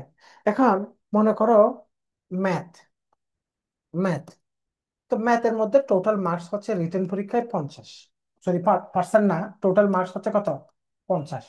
এখন এই 50-এর মধ্যে ধরো তুমি পাইছো 15, তার মানে তোমার নাম্বার হবে 0। কারণ লিখিত পরীক্ষার যে 900 নাম্বার, লিখিত পরীক্ষার যে 900 নাম্বার, এই 900 নাম্বারের মধ্যে 50% নাম্বার মানে হচ্ছে 450। এই 450 নাম্বার পেলে তুমি পাস। কিন্তু কোনো সাবজেক্টে আলাদা করে পাস লাগে না।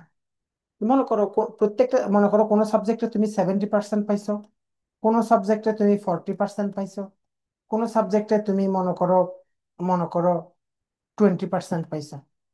যেভাবেই পাও, সব মিলিয়ে যদি তুমি 450 পাও, 900 নম্বরের 50%, তাহলে তুমি পাস, তোমাকে ভাইভাতে ডাকা হবে। কিন্তু কিন্তু কোন সাবজেক্টে যদি তুমি 30%-এর কম নাম্বার পাও, মনে করো ম্যাথমেটিক্স, ম্যাথের টোটাল মার্কস হচ্ছে 50, তুমি পাইছো 15, তার মানে তুমি 30%-এর কম নাম্বার পাইছো, কারণ দেখো 3 15 45 হয়, কম নাম্বার পাইছো, তার মানে তুমি ফেল। তাহলে এই ফেলটা কি এখানে ফেল না, এখানে হচ্ছে তুমি যদি 15 পাও, তোমার নাম্বার যোগ হবে 0।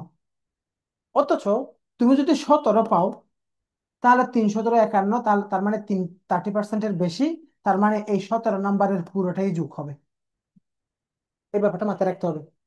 তাহলে ইংলিশে যদি তুমি, ম্যাথমেটিক্সে যদি তুমি 17 পেয়ে টোটাল 450-এর জায়গায় এই নাম্বারটা মনে করো তুমি 520 নাম্বার পেয়েছো, তুমি ভাইবা ভালো দিলে ভালো একটা ক্যাডার পেয়ে যাবা। অথচ ইংলিশে হচ্ছে 200 নাম্বার, এই 200 নাম্বারের মধ্যে মনে করো তুমি 60 পেয়েছো, 200-এর মধ্যে 60 মানে 30%-এর কম, তার মানে 200 নাম্বারের মধ্যে তুমি পেয়েছো 0। 200 নাম্বারে যদি তুমি 0 পাও, তার মানে তুমি কিন্তু 450-এ পৌঁছানো তোমার পক্ষে সম্ভব না। এই জন্য ইংলিশে পাশ করা বিশেষ ক্যাডার হওয়া না হওয়ার উপরে সম্পূর্ণ নির্ভর করে। কারণ অন্য কোনো সাবজেক্ট নাই যেখানে বাংলায় 200 নাম্বার তুমি ফেল করবা না, বাংলাদেশ বিষয় হলে 200 নাম্বার তুমি ফেল করার সম্ভাবনা নেই, বিজ্ঞানে তুমি ফেল করার সম্ভাবনা নেই, কারণ ওগুলো লিখিত। তুমি ফেল করার সম্ভাবনা আছে দুইটা সাবজেক্ট, একটা হচ্ছে ম্যাথ, একটা হচ্ছে ইংলিশ। ম্যাথে যদি তুমি ফেল করো, তাও তুমি ক্যাডার হতে পারো, কারণ তুমি ফেল করেও 450-এ অনেক বেশি নাম্বার পেতে পারো, কারণ 50-এ আর অন্যদিকে নাম্বারটা টেনে আনা সম্ভব। কিন্তু ইংলিশে যদি তুমি ফেল করো, তুমি আর পাস করতে পারবে না। ইংরেজি যথেষ্ট গুরুত্বপূর্ণ। তাহলে প্রিলি 35, রিটেন 200। তো রিটেন পরীক্ষায় ইংলিশে দেখো, ভালোভাবে খেয়াল করবা, ভালোভাবে খেয়াল করবা, কারণ তুমি যদি আমার কোর্সের সাথে জয়েন নাও করো সমস্যা নেই, কিন্তু তুমি গাইডলাইন গুলো পাচ্ছ, এগুলো তোমার যেন প্রস্তুতিতে কাজে লাগে। রিটেন, রিটেনের টোটাল মার্কস কত? 200। এই 200 মার্কসের মধ্যে প্রথমে আসবে কি জানো? প্রথমে আসবে একটা প্যাসেজ, এই প্যাসেজ থেকে তোমার নাম্বার হচ্ছে 100। আর এরপরে তোমার আসবে কি ট্রান্সলেশন, ট্রান্সলেশনের নাম্বার হচ্ছে 50। এরপরে তোমার লিখতে হবে রচনা, এসে, এসের নাম্বার হচ্ছে 50। এটা হচ্ছে গত সর্বশেষ বিসিএস পর্যন্ত, যেমন 46তম রিটেন কয়েকদিন আগে গেছে, এটাতেও এরকম ছিল। কিন্তু ভবিষ্যতে এটা হয়তো রচনা 100 নাম্বার হবে, ট্রান্সলেশনটা এখানে ঢুকে যাবে, এরকম হতে পারে। এই প্যাসেজের যে 100 নাম্বার, 100 নাম্বারের মধ্যে প্রথমে 30 মার্কসের আসবে প্যাসেজ বা কম্প্রিহেন্সিভ কোয়েশ্চেন, যেগুলো তোমরা কম্প্রিহেনশন বেসড কোয়েশ্চেন, কম্প্রিহেনশন শব্দটা উচ্চারণ করার সাথে সাথে তুমি বুঝে গেছো কি প্রশ্ন হবে। প্যাসেজে যে আলোচনাগুলো করা হয়েছে সেই আলোকে প্রশ্ন 30 মার্কস। এখানে প্রশ্ন আসবে 30 মার্কসের গ্রামার, গ্রামার। তাহলে এই গ্রামার গুলো কিন্তু বেসড অন প্যাসেজ। তারপরে এখানে একটা 20 মার্কসের সামারি আসবে, এটা তোমার লিখতে হবে, এই প্যাসেজটাকে তোমাকে সামারি করতে হবে। এখানে একটা লেটার লিখতে হবে, এটার নাম 20, এটার নাম্বার হচ্ছে 20। তাহলে লেটার, এখানে হচ্ছে সামারি, এই সব মিলিয়ে 100, 40, 60, 100, এই 100 নাম্বার। এই জায়গাটাতে এখানে গ্রামার যেগুলো আসে, গ্রামার গুলোও রাইটিং, মন দিয়ে শুনবা, গ্রামার গুলোও রিটেন। এখানে আমি এটা আই বানাই দিলে এটা রাইটিং বানাই দিলাম। এখানে 30 মার্কসের যেগুলো, ওখানে কিন্তু কোনো প্রশ্ন প্যাসেজ থেকে দেখে অ্যান্সার করতে পারবে না, সম্পূর্ণ নিজে থেকে লিখতে হবে, তার মানে এটাও রাইটিং। তারপরে সামারি, অবশ্যই রাইটিং। লেটার, অবশ্যই রাইটিং। এখানে লেটার মানে লেটার টু দা এডিটর্স, ওখানে একটা ফিচার লিখতে হবে, বড় লেখা। তার মানে এখানে নামটা প্যাসেজ, কিন্তু আসলে সবগুলোই রাইটিং। নামটা গ্রামার, কিন্তু আসলে রাইটিং প্রশ্ন। ট্রান্সলেশন এবং এসে, এটাও রাইটিং। ট্রান্সলেশন মানে তো রাইটিং এর বাপ, রাইটিং এর মা, রাইটিং এর বাপ, রাইটিং এর মূল জায়গা। তাহলে এই যে তুমি ইংরেজিকে এই parts of speech, adjective, adverb, tense এবং সাবজেক্ট, ভার্ব, এগ্রিমেন্ট আর ভয়েস চেঞ্জ কে ইংরেজি মনে করছো, আসলে ইংরেজি ওঠানো। আসল ইংরেজি হচ্ছে লেখা, লেখা, লেখা, লেখা, লেখা। আর ইংরেজি লিখতে পারতে হবে, সাউন্ড ইংরেজি, কারেক্ট ইংরেজি, স্মার্ট ইংরেজি তোমাকে লিখতে হবে। কারণ হচ্ছে এখানে 50 নাম্বারের জন্য যে রচনা, এই 50 নাম্বারের রচনা ইন্টারে যে তুমি এজার নিবে ট্রেন মুখস্থ করে লিখে আসছিলা, কিছু নাম্বার পেয়েছো, ওই ধরনের লেখালেখি কি বিসিএস এ তুমি অন্যদেরকে ছাপিয়ে যেতে পারবা? রিটেন পরীক্ষায় তোমার প্রার্থী থাকবে 20,000, 20,000, 20,000 প্রার্থীর মধ্যে যারা ফেল করবে অলমোস্ট সবাই তো ইংরেজিতে ফেল করছে। যারা ফেল করছে 10,000 ফেল করে এখানে 10,000 থাকবে? যে 10,000 ফেল করছে সবাই তো ইংরেজিতে ফেল করছে, এতে কোনো সন্দেহ নেই। কোনো মানুষ কি সাধারণ জ্ঞানে ফেল করে? বাংলায় কি কেউ ফেল করবে? বিজ্ঞানে কি ফেল করার জায়গা আছে? অল্প অল্প লিখে দিলেও তো পাস করবে। তাহলে ফেল সে কোথায় করছে? ইংলিশে করছে, একমাত্র একমাত্র ইংলিশে সে ফেল করছে। 10,000 স্টুডেন্ট সবাই ফেল করছে, তাহলে প্রথম কথা হচ্ছে তুমি পাস কি ফেল? আচ্ছা তুমি পাস করছো, পাস করছো। এই 10,000-এর মধ্য থেকে যে 2,000 ক্যাডার হবে, এই 2,000-এর সাথে বাকি 8,000 যারা ক্যাডার হয় নাই, তাদের যে পার্থক্য, পার্থক্যটা কি রচনা অ্যান্সার করতে পারা না পারার সাথে সীমাবদ্ধ? আনডাউটেডলি না। এখানে তুমি যদি অ্যান্সার করো, ফুল অ্যান্সার করো, তাহলেই কি তুমি ক্যাডার হয়ে যাবা? নাও। এখানে তুমি লিখেছো, লেখার মানের মধ্যে বড় ধরনের একটা পার্থক্য থাকে। তুমি তথ্য দিলে, ডাটা দিলে, চার্ট দিলে, গ্রাফ দিলে নাম্বার বেশি পাবা এরকম ভাবছো? আমি মিথ্যা কথা। লেখার মান, একটা রচনা কিভাবে লিখতে হয়, যেমন 45 এবং 45তম এবং 46তম গত দুইটা রিটেন পরীক্ষায় প্রতিবারে রচনা আসছে 50 নম্বরের জন্য দুইটা, একটা 25 নম্বর করে। এর আগে রচনা আসতো একটা 50 নম্বর। এখন ভবিষ্যতে রচনা হয়তো একটা 100 নম্বর আসতে পারে, অথবা এরকম করে আসতে পারে। এখন ওখানে মনে করো 45-এ রচনা আসছিল দুইটা। একটা রচনা হচ্ছে write an essay on a crippled freedom fighter, biography of crippled, পঙ্গু পঙ্গু, crippled freedom fighter, biography, biography, আত্মজীবনী, জীবনী।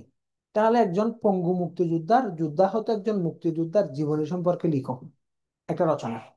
আরেকটা রচনা আসছিল write an essay on world refugee problem, world's refugee problem, বিশ্ব উদ্বাস্তু সমস্যা, এটা নিয়ে লিখো।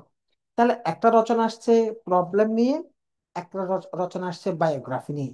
বায়োগ্রাফি রচনা যেই ল্যাঙ্গুয়েজে, যেই মুডে, যেই টোনে যেভাবে লিখবা, প্রবলেমের রচনাকে কি তুমি ওভাবে লিখবা?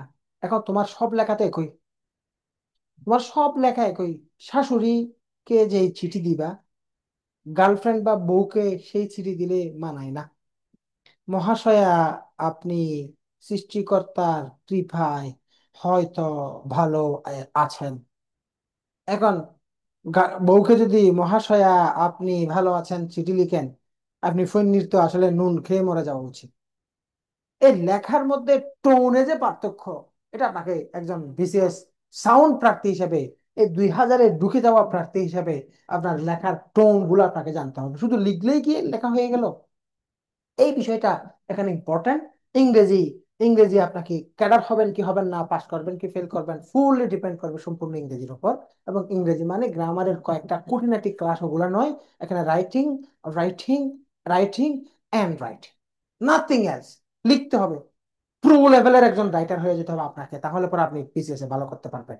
এখন এটার জন্য প্রো লেভেলের রাইটার হওয়া, আমরা অনার্স শেষ করে ফেলছি, এখনোই শুদ্ধ করে গার্লফ্রেন্ডকে একটা ভালো এসএমএস লিখতে পারি না ইংরেজিতে। দুইটা বানান ভুল হয়, তিনটা গ্রামার ভুল হয়, বা শব্দ হচ্ছে পাঁচটা, পাঁচটা শব্দে দুইটা বানান ভুল, পাঁচটা শব্দে পাঁচটা গ্রামার ভুল। এই হচ্ছে আমাদের ইংরেজির অবস্থা। তাহলে পরে রিটেনে, রাইটিং এ যদি আমার ইমপ্রুভমেন্ট দরকার হয়, আমার প্র্যাকটিস দরকার। এখন আবার ছোটবেলা থেকে সবকিছু শিখে আসার দরকার নাই। এখন আমাদের মধ্যে বয়সের একটা ম্যাচিউরিটি আছে। আমাদের আমাদের মধ্যে আমাদের মধ্যে যৌক্তিক কোনো কিছু উপস্থাপনার মতো ম্যাচিউরিটি আছে। আমাদের মধ্যে কম সময়ে অনেক বেশি জিনিস আয়ত্ত করে নিজের মতো করে ঢেলে সাজানোর মতো যোগ্যতা আছে। আমাদের মধ্যে যেটা নাই, ওটা হচ্ছে এই ছোট বাচ্চার মতো ব্লাইন্ডলি মুখস্থ করে পেজের পর পেজ, পেজের পর পেজ মুখস্থ করে মাথায় ধরে রাখার এবিলিটিটা আমাদের কমছে। কিন্তু বাকি সবকিছু ছোটদের তুলনায় অথবা বুড়াদের তুলনায় আমাদের বেশি আছে। এই বয়সে আমরা যারা ইয়াং আছি, আমাদের এই যোগ্যতাগুলো বেশি আছে। আমরা আমাদের পোটেনশিয়ালটাকে যদি কাজে লাগাতে পারি, then we are true joy our victory. আমরা পারবো। ইংরেজি, ইংরেজিতে আমরা যেটা করেছি, ইংরেজির এই যে চতুর্পার্শ্বিক পারিপার্শ্বিক সবকিছু বিষয় মাথায় রেখে ইংরেজিতে বেসিক কোর্সের স্টুডেন্টকে আমরা ইংরেজি, আমাদের এই যে শুধু বেসিক কোর্সের যে ইংরেজি, এই এই কোর্সটা করার জন্য আমাদের কোর্স ফিটা কুলায় না। এত স্মার্টলি আমরা একটা ডিজাইন করেছি। এখানে ইংরেজিতে আমরা কি কি রেখেছি দেখেন। এখানে আমরা রেখেছি পার্ট ওয়ানে একটা বেসিক গ্রামার লাগবে, গ্রামারটা রেখেছি। রাইটিং এর জন্য পার্ট রেখেছি, রিডিং এর জন্য পার্ট রেখেছি, স্পিকিং এর জন্য পার্ট রেখেছি। স্পিকিং কেন লাগবে? ভাইভাতে স্পিকিং লাগবে, কারণ আপনি জেনারেলি বন্ধুর সাথে কথা বলতে গিয়ে ভুলভাল বললে কোনো সমস্যা নাই। আপনি যখন কোনো একটা ক্লাসে পড়াচ্ছেন, ওখানে কোনো একটা শব্দ ভুল আসলে কোনো সমস্যা নাই, কিন্তু আপনি যখন ভাইবা বোর্ডে বসবেন, ওখানে প্রফেসর, রিটায়ার্ড প্রফেসর অথবা রানিং প্রফেসর, রিটায়ার্ড সচিব, রিটায়ার্ড জাজ, ডিপ্লোম্যাটরা, অভিজ্ঞ মানুষগুলো বসবে। এদের সামনে নিজেকে উপস্থাপন করতে হবে। ওখানে আপনার তিন ধরনের প্রেশার থাকে। একটা প্রেশার হচ্ছে আপনি তথ্য যা জিজ্ঞেস করছে তা আপনার ব্রেন সাপোর্ট দিচ্ছে কিনা। দ্বিতীয় প্রেশার হচ্ছে নিজের মধ্যে সুন্দর করে উপস্থাপনার জন্য ভাষাটা আসছে কিনা। তৃতীয় প্রেশার হচ্ছে আমরা যা চিন্তা করি, আমরা যা ভাবি, আমরা যা আমাদের ব্রেন থেকে যা আসে তা কিন্তু বাংলায় আসে, ইংরেজিতে আসে না। বাংলায় যেটা আসছে ওটাকে ট্রান্সলেট করে তাৎক্ষণিকভাবে ইংরেজিতে বলা, এটা আরেকটা চ্যালেঞ্জ। তিনটি চ্যালেঞ্জের মুখে ফর্মাল একটা পরিস্থিতিতে এই জিনিসগুলো উপস্থাপন করা, এটা অনুশীলনের দরকার আছে, অসম্ভব কিছু না। অসম্ভব কিছু না, সম্ভব। আপনি এখানে যারা শুনছেন সবচেয়ে দুর্বল যে আছেন সেও পারবেন, সম্ভব। কিন্তু অনুশীলনটা দরকার, অনুশীলনটা দরকার, অনুশীলনটা দরকার। বেসিক কোর্সে আমরা এই জন্য একেবারে ডাইরেক্ট প্রফেশনাল, এখানে ডিবেট রেখেছি, স্পোকেনের জন্য আলাদা সেশন রেখেছি। প্রফেশনাল শিক্ষকরা স্পোকেনের প্রেজেন্টেশন গুলো দেখাবেন। রিডিং এর ক্ষেত্রে ওই যে কম্প্রিহেনশন আসবে, প্যাসেজ আসবে, প্যাসেজ আসবে, প্যাসেজ আসবে, প্যাসেজ আসবে। শুরু থেকে যদি আমি আপনাকে একেবারে ইংরেজি পড়ার শুরু থেকে যদি আমি আপনাকে শিখিয়ে দিতে পারি 3000 শব্দের বড় একটা প্যাসেজকে কিভাবে সহজে সমাধান করা যায়, লম্বা একটা প্যাসেজকে প্যাসেজ না পড়ে কিভাবে উত্তরগুলো বের করা যায়, কিভাবে প্যাসেজের কথা থেকে চুরি করে হুবহু প্যাসেজের কথাটাই লিখবো, কিন্তু কোনো একটা শব্দ প্যাসেজ থেকে কপি না করে নিজের ভাষায় কিভাবে আপনি প্যারাফ্রেজিংটা করবেন, এগুলো যখন আমরা প্রফেশনাল ক্লাসের মাধ্যমে শিখিয়ে দেব, আপনি প্র্যাকটিস কম করেন, অন্তত কথাগুলো শুনে পরীক্ষার আগে যে প্রিভিয়াস কোশ্চেন গুলো সলভ করবেন ততটুকুতেই অন্যের সাথে আপনার একটা পার্থক্য সৃষ্টি হয়ে যাবে। তারপরে এখানে ট্রান্সলেশনের উপরে মেগা ক্লাসেস থাকবে, মেগা ক্লাসেস, ট্রান্সলেশনের উপর রিয়েল ক্লাসেস। ঠিক আছে? প্রত্যেকটা ক্লাস মনে করেন পুরো গ্রামারটাকেই ভাগে ভাগে, মনে করেন গ্রামারের আইটেম আছে 32টা, ট্রান্সলেশনের ক্লাস হবে 32টা। এক একটা আইটেম ট্রান্সলেশনের মধ্যে ঢুকিয়ে ঢুকিয়ে গ্রামারটাও শেখা হয়ে গেল, ট্রান্সলেশনটাও হয়ে গেল, গ্রামারটাও হয়ে গেল, ট্রান্সলেশনটাও হয়ে গেল। রিয়েল এক্সাম্পল দিয়ে রিয়েল কোয়েশ্চেন সমাধান করে করে গ্রামার গুলাকে প্র্যাকটিক্যালি কানেক্ট করে দেবে ইনশাআল্লাহ প্রতিটা ক্লাস। এরপরেও বেসিক কিছু গ্রামার ক্লাস লাগে এটা। তাহলে এখন স্যার, এটা তো আপনারা আপনার কোর্সে যারা জয়েন করবে তাদের জন্য বললেন, আমরা যারা জয়েন করব না আমাদের জন্য একটু বলেন। আমি তোমাকে বলবো তুমি তিনটা কাজ করো। প্রথম কাজ হচ্ছে তুমি স্পোকেনের জন্য স্পোকেনের একটা কোচিং এ ভর্তি হও। তাহলে তো ওখানে ভর্তি না হয় আমার এখানে হলেই হলো, ভর্তি হতে বলছি না। স্পোকেনের জন্য তুমি প্র্যাকটিস করবা। প্র্যাকটিস করার দুইটা ওয়ে, একটা হচ্ছে আয়নার সামনে গিয়ে বলা। আয়নার সামনে গিয়ে বললে বলা শেষ, কথাও শেষ। এই জন্য তুমি মোবাইলটা খুলবা, মোবাইলটা খুলে সামনে গিয়ে রেকর্ড করবা কোন একটা বিষয়ে, ইংরেজি বলবা। তোমার বলার মধ্যে কোনো গ্যাপ থাকলে গ্যাপটাকে আবার শুধরিয়ে আবার রেকর্ড করবা। এটা একটা প্রসেস। এটা হচ্ছে স্পোকেনের জন্য। প্যাসেজের জন্য তুমি বড় বড় পত্রিকার এডিটোরিয়াল কলামগুলো পড়ার কোনো বিকল্প নেই। আমাদের এখানে স্টুডেন্টদেরকে আমরা নিজেরাই প্যাসেজ কালেক্ট করে করে দিয়ে দিয়ে সমাধান করাবো। তারপরে হচ্ছে রাইটিং এর জন্য, এখন থেকে তুমি প্রতিদিন লিখো। মনে করো পত্রিকায় বড় একটা আর্টিকেল পড়ছো, আর্টিকেলটা পড়ার পরে অথবা কোনো একটা বিষয় পড়ছো, বাংলায় পড়ো সমস্যা নেই, যা পড়ছো একটা খাতা রাখবা। ওই খাতাটা হচ্ছে শুধু ইংরেজি লেখার জন্য। প্রতিদিন আধা পৃষ্ঠা, এক পৃষ্ঠা লিখো। ধরো তুমি কোনো একটা আর্টিকেল পড়ছো, ওই আর্টিকেলটা যদি তুমি খাতায় লিখতে যাও তাহলে তোমার 12 পৃষ্ঠা 15 পৃষ্ঠা হবে। ওই বিশাল লেখাটাকে তুমি যা বুঝছো তার নিজের ভাষায় এক পৃষ্ঠা লিখো। এক পৃষ্ঠা লিখে ওই লেখাটাকে তুমি আরেকবার রিডিং করবা, দুইবার রিডিং করবা, নিজের ভুলগুলো নিজে বের করবা থ্রু মিস্টেক্স। খুব কম সময়ের মধ্যে তুমি ভালো একজন রাইটার হয়ে যাবে, কারণ লম্বা একটা কথাকে সংক্ষেপে লিখার অভ্যাসটা তোমার মধ্যে হবে। এবং আরেকটা কাজ করবা, একটা হচ্ছে খাতায় লিখবা, আরেকটা কাজ হচ্ছে তুমি স্ট্যাটাস দিবে ফেসবুকে। ফেসবুক তো তোমাকে ব্যবহার না করতে, ফেসবুক না ব্যবহার করার তো কথা বলছি না, ফেসবুক ব্যবহার করবো। ফেসবুকের স্ট্যাটাস গুলো আমরা ইংলিশে দিব। ইংলিশে স্ট্যাটাস দেওয়ার পেছনে এ, ইংরেজি শেখার এ, সহজ দুটো ওয়ে আছে। একটা হচ্ছে তুমি যখন ভুল লিখবা, মানুষ ভুলটা দেখলে হাসবে, এই জন্য তোমার মধ্যে শুদ্ধ করে লেখার একটা তাড়না কাজ করবে, একটা বিষয়। আরেকটা হচ্ছে তুমি কোনো কিছু শুদ্ধ করে কোনো শব্দ পারো না, কোনো গ্রামাটিক্যাল ভুল হচ্ছে, ফেসবুকে মানুষ দেখবে, তাই একবার লেখাটা লিখে দুইবার তিনবার পড়ে ওটাকে শুদ্ধ করে ফেসবুকে পাবলিক করার মতো একটা ইচ্ছা শক্তি থাকবে। এতে করে তুমি ডে বাই ডে তোমার মধ্যে একটা ইমপ্রুভমেন্ট আসবে। কোন একটা কথা যেটা ভাবছো ওটা লিখছো, লিখতে গিয়ে দেখা যাচ্ছে বাক্যটা মিলাতে পারছো না, মিলানোর জন্য যে চেষ্টা, ওটা কিন্তু তোমার ইংরেজির জন্য, ভালো ইংরেজি লেখার জন্য অনেক বেশি সাপোর্ট হবে। সুতরাং এই কাজগুলো করবা। আর আমাদের এখানে যারা থাকবে তাদের জন্য তো এই জিনিসগুলো প্রফেশনালি আমরা করাবো। এখানে অনেকগুলো শীট আছে, এ, এবং এখানে কিছু বইয়ের কথা আছে। বইয়ের ব্যাপারে একটু বলি। প্রথমত হচ্ছে, মনে করো পত্রিকা হিসেবে একটা পত্রিকা পড়লা, ডেইলি স্টার। তারপরে লেকচার অ্যান্ড প্র্যাকটিস শিট, এগুলো আমরা এখান থেকে দিব। তারপরে হচ্ছে ক্যাটালগ, একটা বই আছে আমার, ওই বইটা কালেক্ট করতে পারো। আর বেসিক বই হিসেবে টুফেল, ক্লিপস এবং ব্যারন্সের দুইটা টুফেল বই পড়বা। ক্লিপস এবং ক্লিপস এবং ব্যারন্সের দুটো টুফেল বই, এগুলো পড়বা। ইন্টারমিডিয়েটের ইংলিশ টেক্সট বইটা পড়তে পারো বেসিক ভোকাবুলারি শেখার জন্য। তারপরে হচ্ছে, আর এগুলো তো আমরা জাস্ট আমাদের এখানে কোন টপিক দেবে এটা টিচার তাৎক্ষণিকভাবে নির্ধারিত করবে, এই কথাটা বলা আছে, আর কিছু না। তাহলে ইংলিশ নিয়েও গেল। এবার আসো বাংলাদেশ বিষয়ে বলি। অনেক লম্বা হয়ে যাচ্ছে, আমি ইংলিশে একটু সময় দিয়েছি, এই সাবজেক্টে আমার এত সময় দেওয়ার লাগবে না। ইংলিশে সময় দিয়েছি কারণ ইংলিশের গুরুত্বটা যদি না বুঝাই, বলা ফাইন, শুরুতে সাধারণ জ্ঞান পড়া, কারেন্ট নিউজ, কারেন্ট অ্যাফেয়ার্স, এরকম ছোটখাটো ছোট বইগুলো পড়া, এটাকেই বিসিএস এর প্রিপারেশন মনে করে। আসলে ওগুলো বিসিএস এর প্রিপারেশন না। এখানে দেখো সাধারণ জ্ঞান। তো সাধারণ জ্ঞানের ব্যাপারটাকে কি কি পড়তে হবে, এই ব্যাপারটাতে আসার আগে আমি তোমাকে একটা কথা বলি। দেখো, দেখো মন দিয়ে শোনো। হ্যাঁ, এখন আমি তোমাকে বলি, আমাদের বিষয় হচ্ছে কি, মনে করো সাধারণ জ্ঞানের মধ্যে আমাদের দুইটা বিষয় আছে। একটা হচ্ছে বাংলাদেশ, আর একটা হচ্ছে আন্তর্জাতিক। প্রথমে দেখো বাংলাদেশ।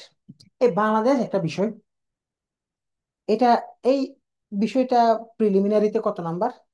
প্রিলিমিনারিতে 30 মার্কস। আর লিখিত পরীক্ষায় কয় নাম্বার? 200 নাম্বার। আর ভাইবা পরীক্ষায় কয় নাম্বার? 100 নাম্বার।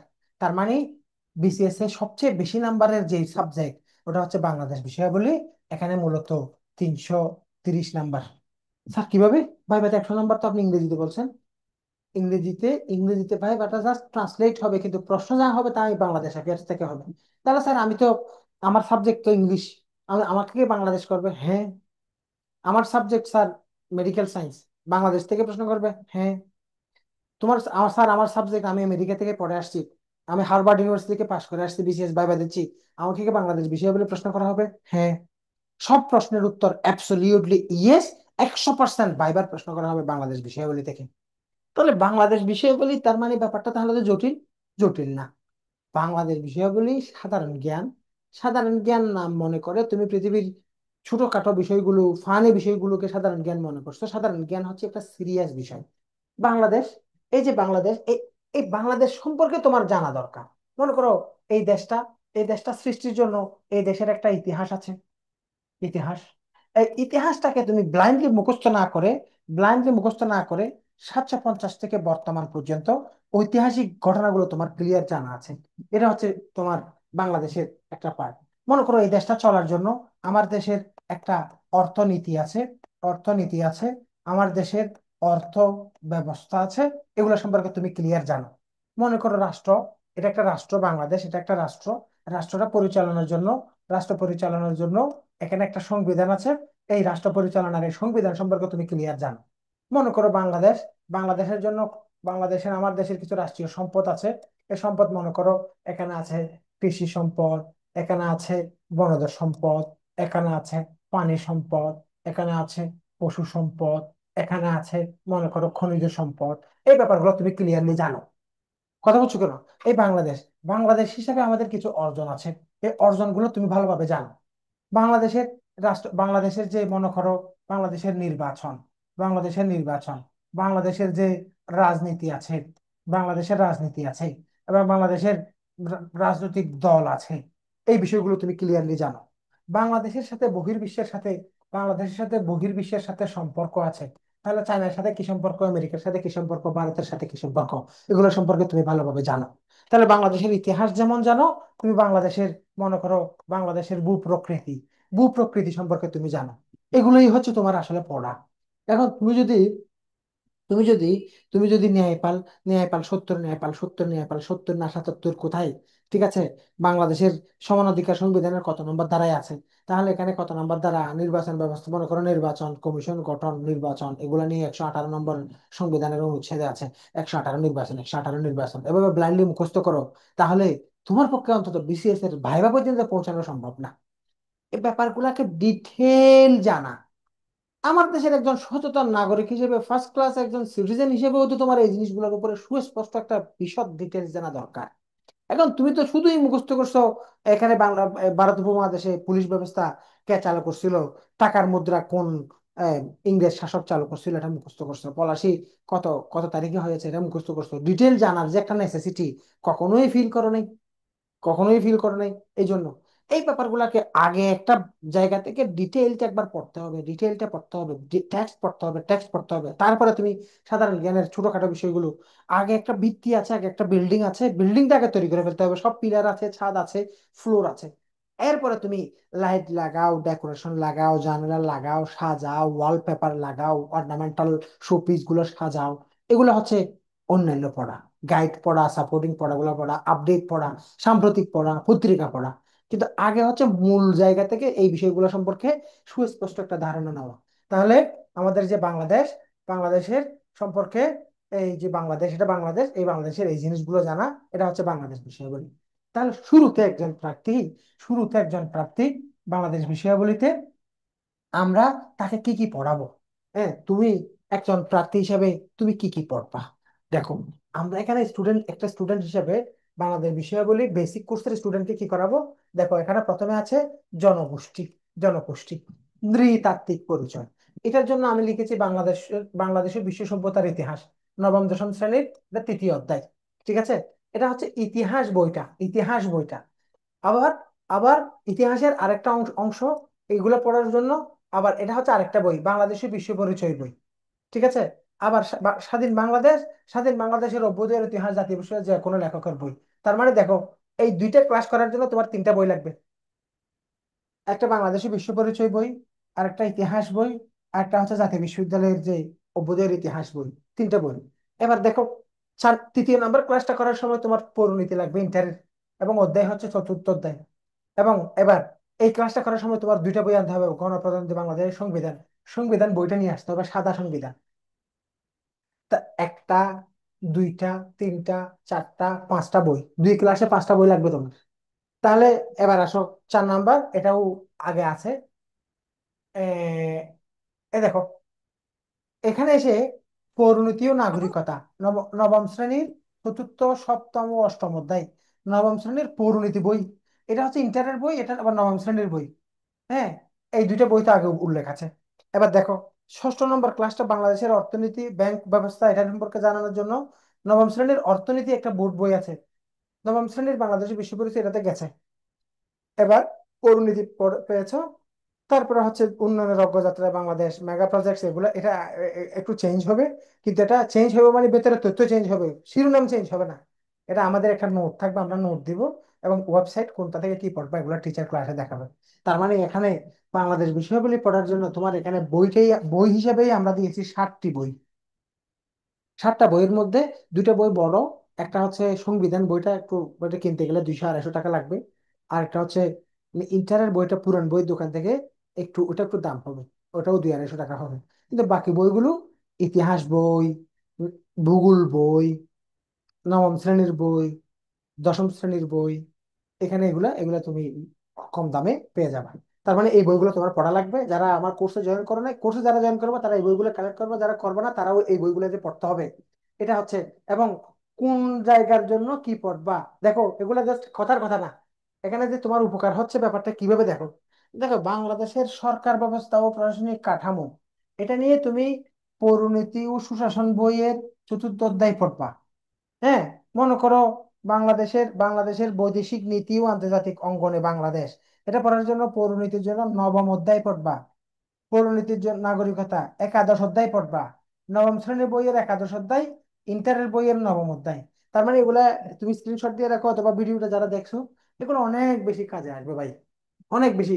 এই জিনিসটা এমনি এমনি আসে নাই, কোন জায়গাটা কোন বইয়ের কোন চ্যাপ্টারে কিভাবে আছে, অনেক ইফেক্টিভ। এই ক্লাস নেওয়ার জন্য এই জিনিস তৈরি করতে গিয়ে অনেক এফোর্ট দিয়ে আসছে তোমার সামনে। সুতরাং খুব খুব গুরুত্ব দিয়ে এই জিনিসগুলা কাজে লাগাবা। আসো, ইন্টারন্যাশনাল, এটা নিয়ে পোলাপান খুব সাফার করে। তো কোথায় চলে গেছে? বাংলাদেশ, আন্তর্জাতিক। আচ্ছা, দেখো, আন্তর্জাতিক বিষয়াবলিতে প্রথম সমস্যা হচ্ছে স্টুডেন্টরা বুঝতে পারে না যে আন্তর্জাতিকটা কঠিন। কখন বুঝতে পারে জানো? রিটেন পরীক্ষা দিয়ে হল থেকে বেরিয়ে আসার পর, তারপরে বুঝতে পারে যে আইডিয়া এটা তো কঠিন ছিল, সহজ ভাবছিলাম।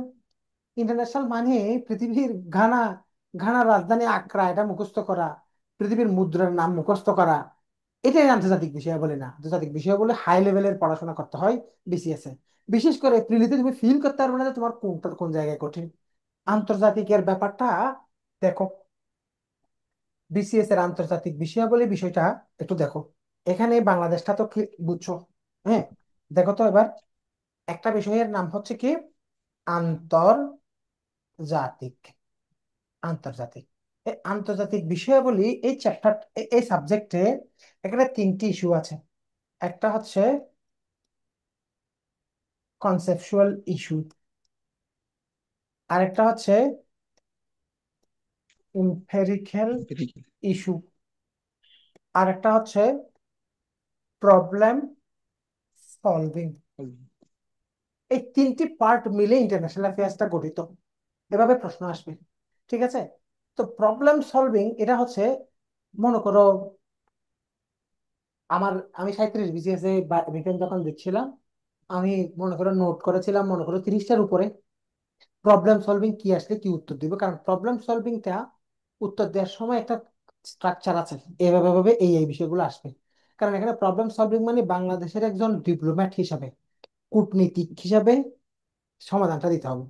মনে করো আমাদের সময় 37 বিসিএস যে প্রশ্ন আসছিল, বাংলাদেশের কাছে পাকিস্তান 4,000 কোটি টাকা এখন পায়, এই এই যে দাবিটা তুললো পাকিস্তান, বাংলাদেশের একজন ডিপ্লোম্যাট হিসেবে এই সমস্যাটা তুমি কিভাবে সমাধান করবা?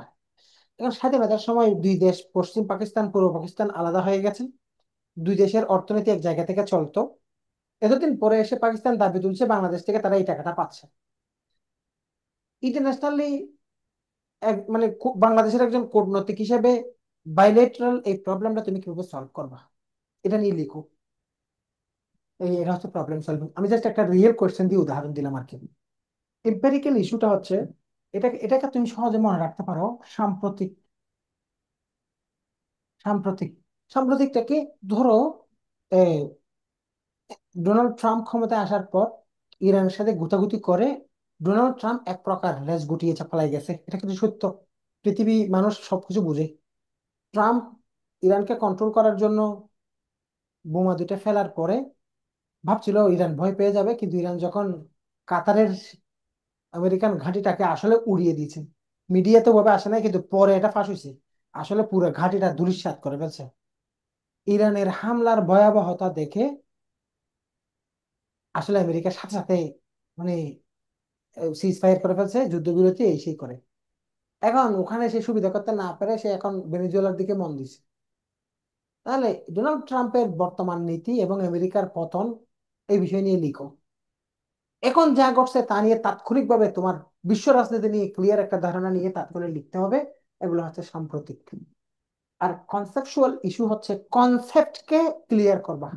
মনে করো পিং পং ডিপ্লোমেসি বলতে কি বুঝো? হুম, তাহলে অথবা মনে করো আন্তর্জাতিক সম্পর্ক, সহজ করে বলি আন্তর্জাতিক সম্পর্ক বলতে কি বোঝায়, এই ধরনের কতগুলো কনসেপ্ট, এই কনসেপ্টটাকে ক্লিয়ার করা। এগুলা এগুলো সহজ, এগুলো ইজিলি পড়তে পারবা। কঠিন হচ্ছে এইগুলো, কারণ এখানে লজিক দিয়ে যুক্তি দিয়ে তথ্য দিয়ে লেখাগুলো লিখতে হয়। তাহলে আন্তর্জাতিক মানে এই যে তিনটে পার্ট, এটা হচ্ছে প্রশ্নের ধরন, এটা হচ্ছে প্রশ্ন, এটা হচ্ছে মূলত আন্তর্জাতিক বিষয়াবলিতে কোশ্চেন গুলো এই তিনটি ভাগে বিভক্ত। আন্তর্জাতিকে কি কি থাকে? আন্তর্জাতিকে প্রথমে থাকে ভূ রাজনীতি। ভূ রাজনীতি, হ্যাঁ। তারপরে হচ্ছে আন্তর্জাতিকে থাকে সংগঠন। সংগঠন, ঠিক আছে। আন্তর্জাতিকে থাকে বিশ্ব সভ্যতার ইতিহাস, এই অংশ থাকে। আন্তর্জাতিকে থাকে পৃথিবীর বিভিন্ন সংঘাত, সমস্যা, এই ধরনের বিষয়। তাহলে এই বিষয়গুলো আমরা পড়বো কোত্থেকে? এখানে তুমি ভূ রাজনীতি পড়তে পড়তেই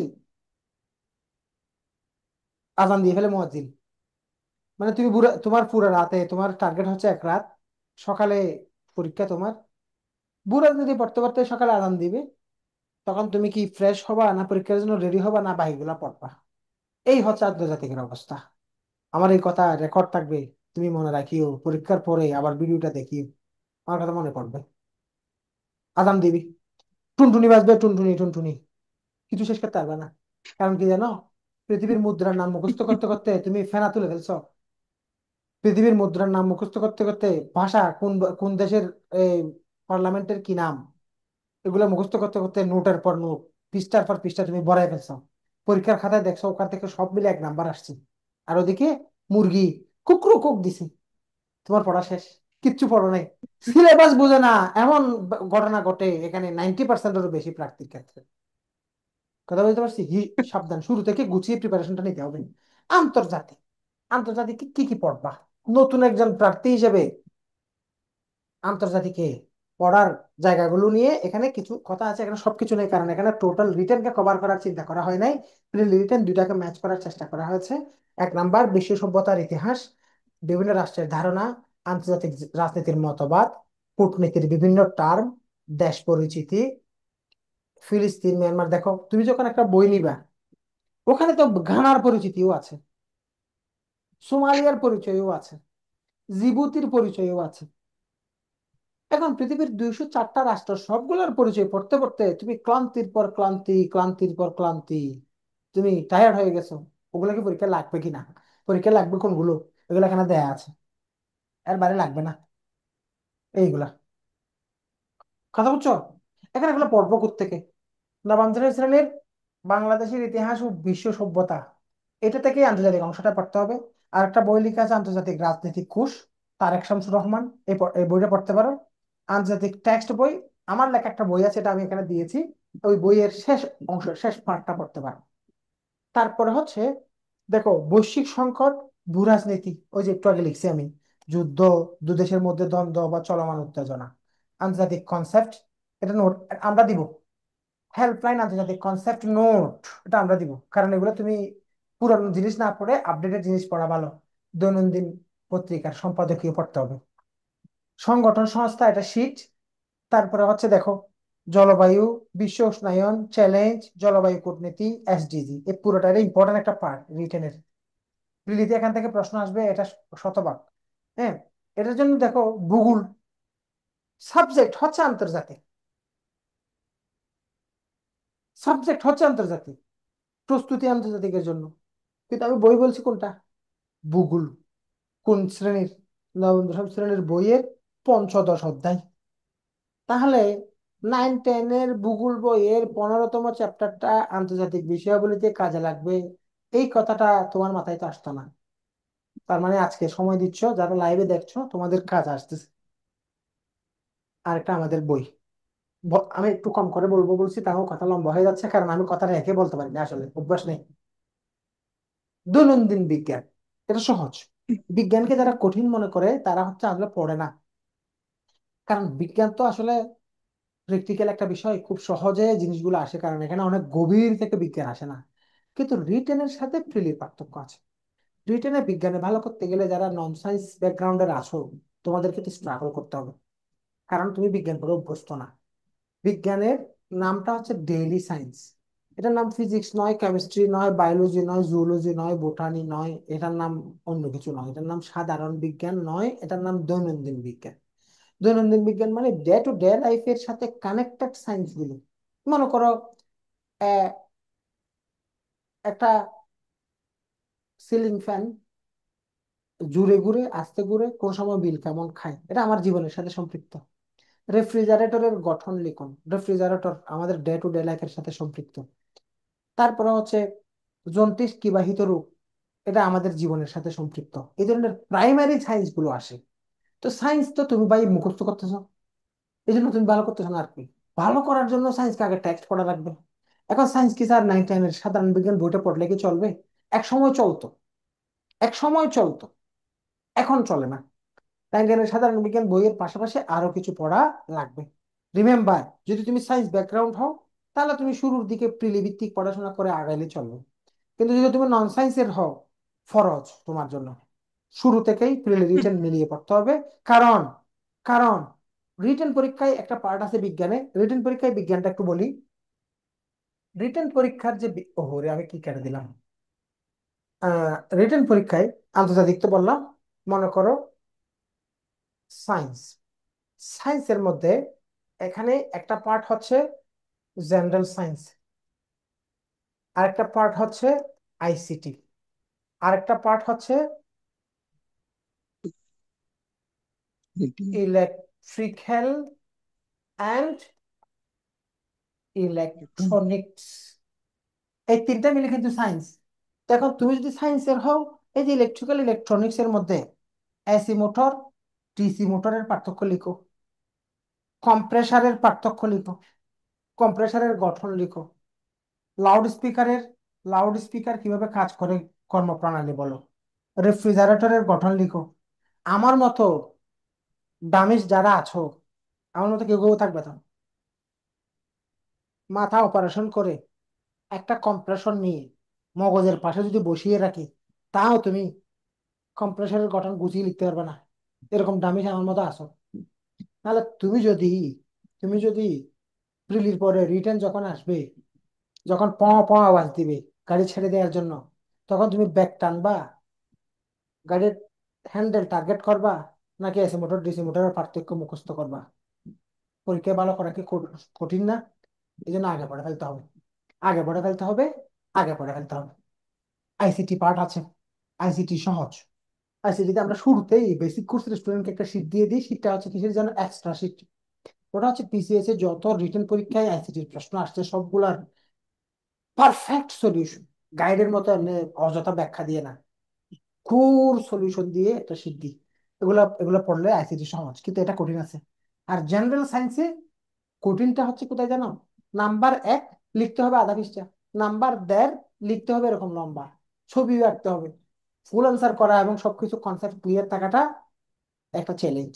তো ক্যাডার হতে চাইবা, আবার সবকিছু গুছিয়ে প্রিপারেশন নিবে না, এরকম ফ্রেন্ডলি চিন্তা ভাবনা করে তো ক্যাডার লাইনে তোমার আসার দরকার নেই। তাহলে যদি তুমি সিরিয়াসলি আসতে চাও, তাহলে তোমার এই বিজ্ঞানে কি কি পড়া লাগবে তা নিয়ে তথ্য হচ্ছে এখানে। বিজ্ঞান বেসিক কোর্সের যে বিজ্ঞানের যে ব্যাপার, এখানে আমরা কি কি বলছি দেখো দেখো। এখানে 9-10 এর সাধারণ বিজ্ঞান বইয়ের আলোকে জিনিসটা সাজানো হলেও, যেমন দেখো প্রথমে আনা হয়েছে খাদ্য ও পুষ্টি, এটার জন্য নবম দশম শ্রেণীর বোর্ড বই মানে সাধারণ বিজ্ঞান। আবার দেখো শুধু এটা সাধারণ বিজ্ঞান, আবার দেখো জীববিজ্ঞান জীববিজ্ঞান জীববিজ্ঞান। ওই যে বলছিলাম এক সময় সাধারণ বিজ্ঞান বইটা পড়লেই চলতো, কিন্তু এখন জীববিজ্ঞান বইটা লাগবে। আবার দেখো এখানেও জীববিজ্ঞান, আবার দেখো এই যে রসায়ন, নবম দশম শ্রেণীর কেমিস্ট্রি। তাহলে পদার্থের অবস্থা ও পরমাণুর গঠন এই অংশটা পড়ার জন্য 9-10 এর কেমিস্ট্রি বইয়ের তৃতীয় চ্যাপ্টার পড়তে হবে। এটা তোমার মাথায়, তোমাকে আমি সহজ করে দিলাম না? ইজি হয়ে গেছে তো। দেখো দেখো এখানে, এখানে মনে করো আহ, প্রাত্যহিক জীবনে তড়িৎ, প্রাত্যহিক জীবনে তড়িৎ, বিদ্যুৎ আর কি। এটার জন্য ফিজিক্স বই পড়তে হবে এবং ফিজিক্স বইয়ের দশম এবং একাদশ অধ্যায় পড়তে হবে। এই কথা এখানে ক্লিয়ার করে মেনশন করা আছে। এটা তার মানে 9-10 এর সাধারণ বিজ্ঞান, ফিজিক্স, কেমিস্ট্রি, বায়োলজি, 4টা বই তোমাকে কালেক্ট করতে হবে বেসিক কোর্সে। এগুলো আমরা এখানে কিন্তু পুরো বই পড়াবো এরকম না। এই যে যেমন দেখো প্রাত্যহিক জীবনে তড়িৎ, এটা পড়ার জন্য 9-10 এর এই দুইটা চ্যাপ্টার এগুলো টিচার ক্লাসে পড়িয়ে দিবে। এই ক্লাসগুলো নেয় আদনান স্যার কেমিস্ট্রির, আর ডাক্তার আর রাফিল স্যার 39 BCS এর ক্যাডার, হেলথ ক্যাডার একজন ডাক্তার, ভালো মানের ডাক্তার, কিন্তু ও সাম ক্লাস নেই। এই ক্লাসগুলা ওই স্যার করাবেন আমাদের এই কোর্সে। তাহলে এটা আমি কেন বলছি, কারণ যারা 51তম টার্গেট তাদের জন্য তো বলা হচ্ছে, কিন্তু 50তম যারা টার্গেট তারা যেন এই জিনিসগুলো পড়তে পারে। এভাবে জিওগ্রাফি আছে, কম্পিউটার সায়েন্স আছে, তারপরে কি কি কোন বই থেকে কি কি পরীক্ষার প্ল্যান আছে। হ্যাঁ, এই হচ্ছে আমাদের এই বেসিক কোর্সটা। তাহলে বেসিক কোর্সের ব্যাপারে আমি যা বললাম তা হচ্ছে আহ, আহ, আমাদের স্টেপ 1 এবং স্টেপ 2, যেটা তখন বিস্তারিত দেখালাম ওটা হচ্ছে স্টেপ 1 এর কাজ। স্টেপ 2 তে এভাবে বিস্তারিত দেখানোর কিছু নাই, ওটা হচ্ছে সাবজেক্ট, ওই যে প্রথমে যে প্ল্যানটা দেখিয়েছি ওই অনুযায়ী সাবজেক্ট ধরে ধরে জিনিসটা করাবো। স্টেপ 3 কিন্তু এখনো বলা হয় নাই। স্টেপ 3 হচ্ছে বেসিক কোর্সের অর্থাৎ ফাউন্ডেশন কোর্সের। স্টেপ 3-তে কি আসবে স্যার ওটা বলবেন না? আপনি তো দেখি 50তমতে চলে আসছেন। 50তমর যেটা মূল প্ল্যান ওটা হচ্ছে বেসিক কোর্সের স্টেপ 3। যা বেসিক কোর্সের স্টেপ 3-তে পড়ানো হবে 50তমতে ঠিক তাই পড়ানো হবে। 50তমতে রিটেনের আর একটা এক্সট্রা পার্ট আছে, ওটা আমি ব্যাখ্যা করে দিচ্ছি যদি কেউ 50-এ জয়েন করতে চাও। তোমাদের জন্য কোর্স এটা এখন আর সময় যাবে না, এখন আমি ক্রুস্তুল করে বলে ফেলতে একদম। দেখো প্রথমে এখানে দেখতে পাচ্ছি 50তম BCS preliminary written combo course step 1, এখানে যেটা হচ্ছে, এটা আমরা যেটা করবো সেটা হচ্ছে প্রিলি এবং রিটেন, প্রিলি এবং রিটেন সিলেবাসটাকে আগে কিছু ক্লাস হবে, ক্লাসগুলোতে আমি মনে করি আজকে ক্লাস নিচ্ছি, সবগুলো সাবজেক্ট নিয়ে কথা বলছি, কিন্তু যখন মূল ক্লাস শুরু হবে তখন নির্দিষ্ট একটা সাবজেক্টের ওই বিষয়ের টিচার আসবে, ওই বিষয়ের টিচার পার্টিকুলারলি সিলেবাস ধরে, চ্যাপ্টার ধরে ধরে প্রিলি রিটেন দুইটার পাশাপাশি রেখে প্রস্তুতিটা এগিয়ে নিয়ে যাবে। এই ধরনের একটা প্ল্যান দিয়েই 50তম কাজগুলো শুরু হবে। যেমন এখানে প্রথমে এখানে দুইটা স্টেপ আমি বুঝাই, আগে লিখে দেখাই, তারপরে তোমার কাছে ইজি লাগবে। দেখো, হ্যাঁ, তাহলে আমাদের আমাদের টার্গেট যাদের 50তম তাদের কাছে এখানেও বেসিক কোর্সের মতো বেসিকে স্টেপ 1, স্টেপ 2, স্টেপ 1 হচ্ছে এতক্ষণ যা বলছি, স্টেপ 2 হচ্ছে রিটেন, আর স্টেপ 3 হচ্ছে ফুল প্রিলি কোর্স, ফুল প্রিলি কোর্স। আর 50তমতে যেটা হবে সেটা হচ্ছে 50তমতেও একটা স্টেপ 1 আছে, স্টেপ 1টা হচ্ছে ফুললি রিটেন। এখানে মোট ক্লাস হবে মাত্র 30টা। স্টেপ টুতে স্টেপ 2তে আসবে অ্যাসাইনমেন্ট, এগুলো হচ্ছে রিটেন। এখানে 15টা পরীক্ষা হবে স্টেপ 2তে এসে। এখানে টোটাল পরীক্ষা থাকবে কয়টা? 15টা। এগুলো হচ্ছে টেক্সট বই ভিত্তিক। অর্থাৎ অর্থাৎ বেসিক কোর্সে স্টেপ 1-এর যে কাজটা 1 বছরে করানো হবে, 1 বছরে করানো হবে, 50তমতে এই 1 বছরের সবকিছু কাজ এখানে এসে মাত্র 1.5 মাসে বা 2 মাসে করানো হবে। আমি কি কি লিখছি, 2 মাস লিখি, 2 মাসে করানো হবে। 1 বছরের কাজটা এখানে 2 মাসে করানো হবে, কারণ 50তমতে প্রিলিতে থাকতেই রিটেনার অনেক কাজ। তারপরে এসে স্টেপ 1, স্টেপ 2, এখানে যে ফাইনাল স্টেপ ওটা আমি এখন দেখাচ্ছি একটু পরে। তাহলে এটা হচ্ছে বেসিক, এটা হচ্ছে 51তম বা বেসিক যাদের, তাদের জন্য স্টেপ 1 হচ্ছে এতক্ষণ যা ডিটেল করেছি, স্টেপ 2 হচ্ছে রিটেনের question analysis and solution and exam, step 3 হচ্ছে ফুল প্রিলি কোর্স, যেটা এখনো দেখাই নাই। 50তমের জন্য স্টেপ 1 হচ্ছে রিটেন 30টা ক্লাস, এবং এখানে সরাসরি এই স্টেপ 2-র কাজটা এখানে করানো হবে। আর এখানে স্টেপ 2-তে এসে অ্যাসাইনমেন্ট টেস্ট এগুলো হচ্ছে এখানে এসে 2 মাসে করানো হবে, এই 1 বছরের কাজগুলো। আর স্টেপ 3-তে এসে এটা এখনো বলি নেই, তার মানে স্টেপ 3টা রয়ে গেল আমাদের এখানে। বেসিক কোর্সের জন্য স্টেপ 3 বলি নাই। 50তম স্টেপ 1, স্টেপ 2 হচ্ছে এখানকার স্টেপ 1, স্টেপ 2 কে কম সময়ের মধ্যে শেষ করানো হবে। এটা শুধু এই বছর করছি, ভবিষ্যতে আর এভাবে মানে এত চাপ নিব না। এবার একটু চাপ নিতে হচ্ছে কারণ এটা প্রথম 50তম প্রার্থীরা প্রথম, যারা 2 মাসের ব্যবধানে প্রিলির করে রিটেন দিবে। আমরা একটু চাপ নিয়ে যদি স্টুডেন্টদেরকে সার্ভিসটা দিতে পারি, ভবিষ্যতের জন্য আমাদের একটা স্ট্রং ভিত্তি তৈরি হবে। এই জন্য আমরা এই কাজটা করছি। ভবিষ্যতে আমরা শুধু এই পার্টটার জন্য আলাদা একটা কোর্স রাখবো, এই এক কোর্সের ভেতরে এটা দিব না। স্টেপ 3টা কি আছে এটা দেখবো আমরা এখন। এবার আসো, এখন এখানে এই প্রথম ধাপে যারা 50তম, যাদের প্রথমেই শুরু হবে এই আমাদের এ, দেখো বিসিএস লিখিত সিলেবাস প্রশ্নভিত্তিক বেসিক রিটেন ক্লাস সমূহের পরিকল্পনা।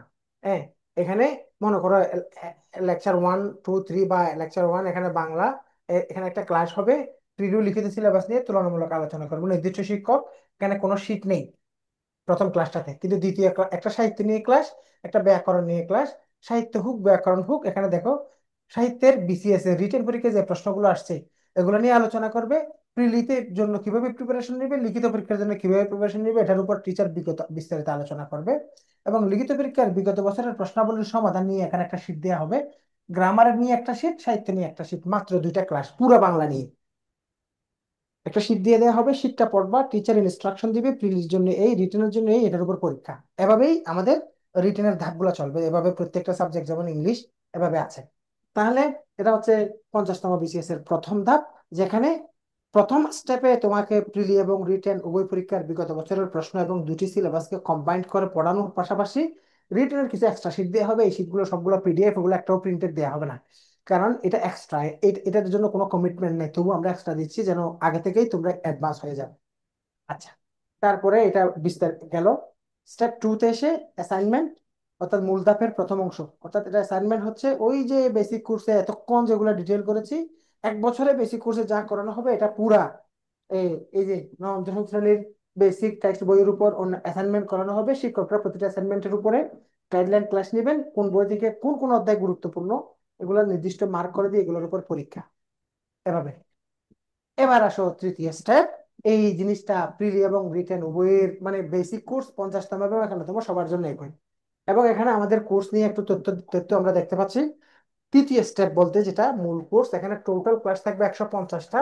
তার মানে এখানে 120টা ক্লাস থাকবে প্রিলির জন্য এবং 30 ক্লাসেস থাকবে। 30 ক্লাসেস থাকবে রিটেন, যেগুলো শুরুতেই করানো হবে একেবারে। এই কোর্সটা আজকে শুরু হয়ে গেছে ধারাবাহিকভাবে এখানে। তারপরে হচ্ছে এখানে রিটেনের জন্য 30 ক্লাসেস এবং মোট রিটেন ক্লাস 30, এটা দুইবার আসছে। লেকচার শিট থাকবে 125, এগুলা কিন্তু প্রিন্টেড দেয়া হবে, পাঠিয়ে দেয়া হবে, প্রিন্টেড। এবং দিতে হচ্ছে এই জন্য কিছু শিট দিলাম এরকম না, খুব quality effective sheet. Print quality যেমন ভালো, একিউরেট, জিস্ট এবং গোছানো লেকচার শিট। এবং এখানে শিটের মধ্যে সবচেয়ে এক্সক্লুসিভ ব্যাপার হচ্ছে প্রতিটা টপিককে এমন ভাবে ক্লারিফাই করা হয়েছে যেন কোনো রিপিটেশন না থাকে।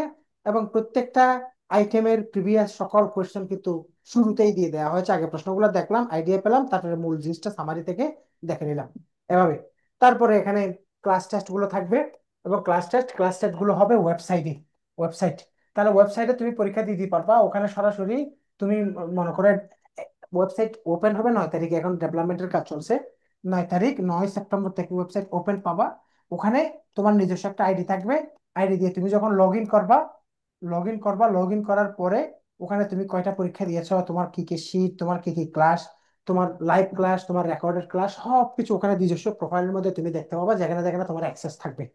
সুতরাং কোথায় কি হবে কিভাবে হবে এগুলো কিছু তোমার টেনশন করার দরকার নাই। জাস্ট লগ ইন করার পরেই তুমি ফ্রি ভার্সন গুলাতে তো পাবাই, যেখানে পেইড ভার্সন ওখানে তুমি যদি তোমাকে এন্ট্রি দিয়ে দেওয়া হবে। তারপরে হচ্ছে এই যে অ্যাসাইনমেন্ট টেস্ট বেসিক কোর্সে যেখানে প্রায় মনে করো 32-33টা পরীক্ষা হবে, ওখানে এখানে 15টা পরীক্ষা হবে এবং এগুলা ডাবল করে সিলেবাস শেষ করে দেওয়া হবে। কারণ তুমি যদি চাও, ওদেরকে স্যার 30টা পরীক্ষা নিচ্ছেন, আমাদেরকে 15টা নিচ্ছেন, কারণ তোমার কাছে সময় নাই, তুমি 30টা দিতে চাইলে বেশি কিছু জয়েন করো, সমস্যা তো নেই।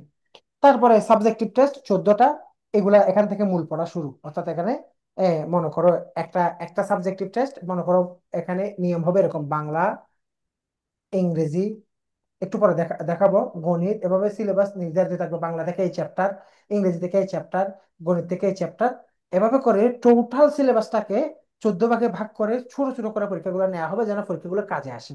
তারপরে সাবজেক্ট ফাইনাল প্রতিটা সাবজেক্টের জন্য। এরপরে মডেল টেস্ট, যেটা আমাদের মডেল টেস্ট গুলো একটু ভিন্ন।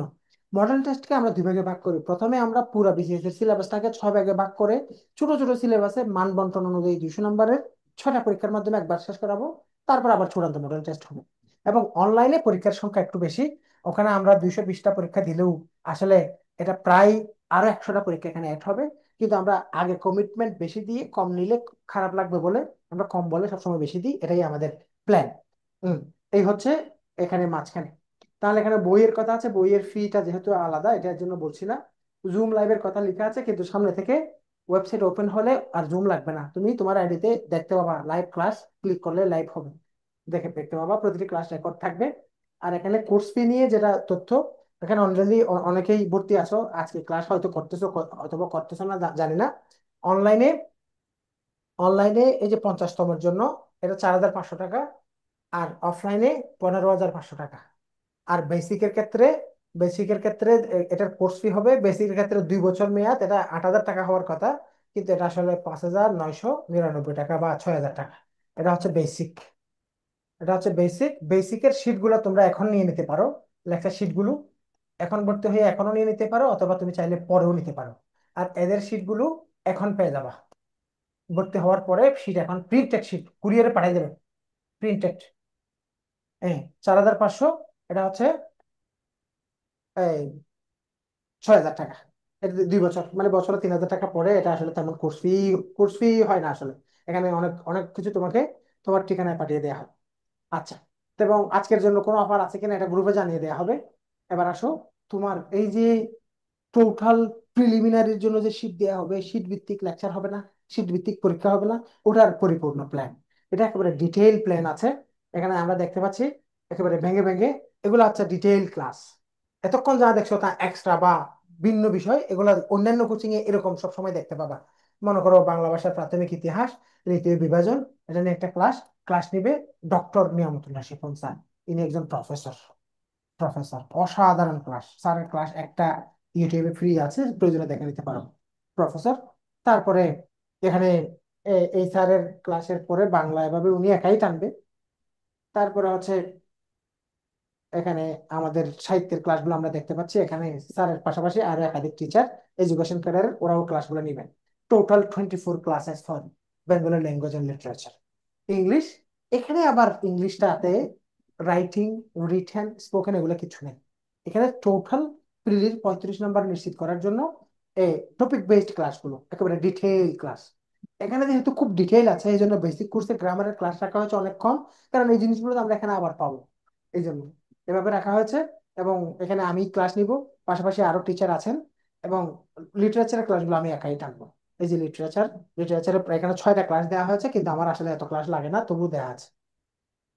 এবার আসো, গাণিতিক যুক্তি এগুলো হচ্ছে প্রথম যেই আমরা বেসিক কোর্সে যেটা দেখেছিলাম, বেসিকে বা একান্নতমতে অথবা বেসিক কোর্সে যে ম্যাথের যে অংশটা আমরা দেখেছি, ওটা হচ্ছে নবম, দশম, নবম 10ম শ্রেণীর বোর্ড বই, বোর্ড বই, এবং বিশেষ করে উচ্চতর উচ্চতর গণিত বই ভিত্তিক ক্লাস ওটা, এই জন্য ওখানে। কিন্তু এখানে যেটা হবে, তোমাকে একটা শিট দেওয়া হবে, শিটের মধ্যে সকল প্রিভিয়াস কোয়েশ্চেন সহ সমাধান সহ আছে। ম্যাথ গুলাকে ক্যাটাগরি করে দেওয়া হয়েছে। ইজিলি ক্লাসগুলা এখানে সামির স্যার, রমজ স্যার এবং জয় স্যার সহ সবাই মিলে অনেকগুলা ক্লাস আছে এখানে, প্রায় 17 ক্লাসেস ফর ম্যাথমেটিক্স। আলাদা করার জন্য আর ইয়া না লাগে। এভাবে মেন্টাল এবিলিটি, এভাবে বাংলাদেশ বিষয়াবলী, এই জিনিসগুলোকে এখানে আরো ছোট ছোট সেগমেন্ট করে দেওয়া আছে। আন্তর্জাতিক বিষয়াবলী, অনেকগুলা ক্লাস, 18টা ক্লাস শুধু আন্তর্জাতিক। নৈতিকতা, মূল্যবোধ, বিজ্ঞান, বিজ্ঞানেও ক্লাসের সংখ্যা বেশি কারণ বিজ্ঞানের টপিক বেশি। আইসিটি, ভূগোল ও পরিবেশ। এভাবে এটা হচ্ছে আমাদের এই কি, এই লেকচার প্ল্যান। এরপর আমাদের আরেকটা আলাদা এক্সাম প্ল্যান আছে। এক্সাম প্ল্যানটা এক্সাম প্ল্যানটা আমার মেইল থেকে বের করতে হবে। প্রথমে আমি ওইদিকে যাওয়ার আগে, তোমরা যারা এতক্ষণ ধরে আমার লাইভ ক্লাস করেছো, আহ, আমার সাথে একটু কথা বলো। কার কি প্রশ্ন আছে বলো, কার কি প্রশ্ন? একজন শুরু করো, একজন শুরু করলে প্রশ্ন, একজনে করলে অন্যরা করবে। কারো কোনো প্রশ্ন নাই?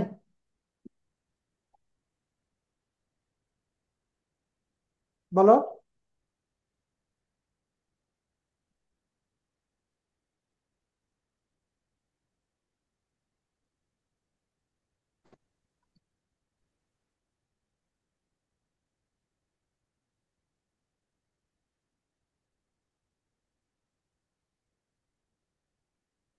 এখানে এক্সাম প্ল্যানটা আমি এই মুহূর্তে আমি পাচ্ছি না। তোমাদের কোনো প্রশ্ন থাকলে বলো, এবং প্রশ্ন না থাকলে আমি শেষ দিকে ক্লাসের কনক্লুশনের দিকে কিন্তু চলে যাব। কারণ আমার যেহেতু আরো 2-3টে ক্লাস আছে, আমি এক্সাম প্ল্যান দেখানোর সময় আমার হাতে আছে, আমি এখানে তাড়াহুড়া করার কিছু নেই। তোমরা কি আমাকে প্রশ্ন করছো? আমি শুনতে পাচ্ছি না, এমন কিছু করছে নাকি প্রশ্ন নাই কারো?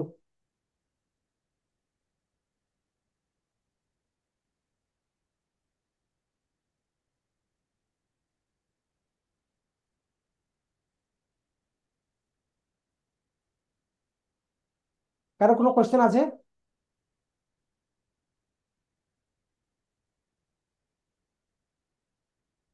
আপনারা কি আমাকে শুনতে পাচ্ছেন? এটুকু কেউ একজন নিশ্চিত করেন তো, এতক্ষণ কি আমি আমার কথাগুলো শোনা গেছে? ও আচ্ছা, হ্যাঁ, আপনাদের কথা তো আমি শুনতে পাচ্ছি না। আমার এখানে হয়তো মাইক্রোফোনে যেটা আমি শুনছি এটাতে একটু সমস্যা হয়েছে কি, এতক্ষণ তো আমি শুনছিলাম।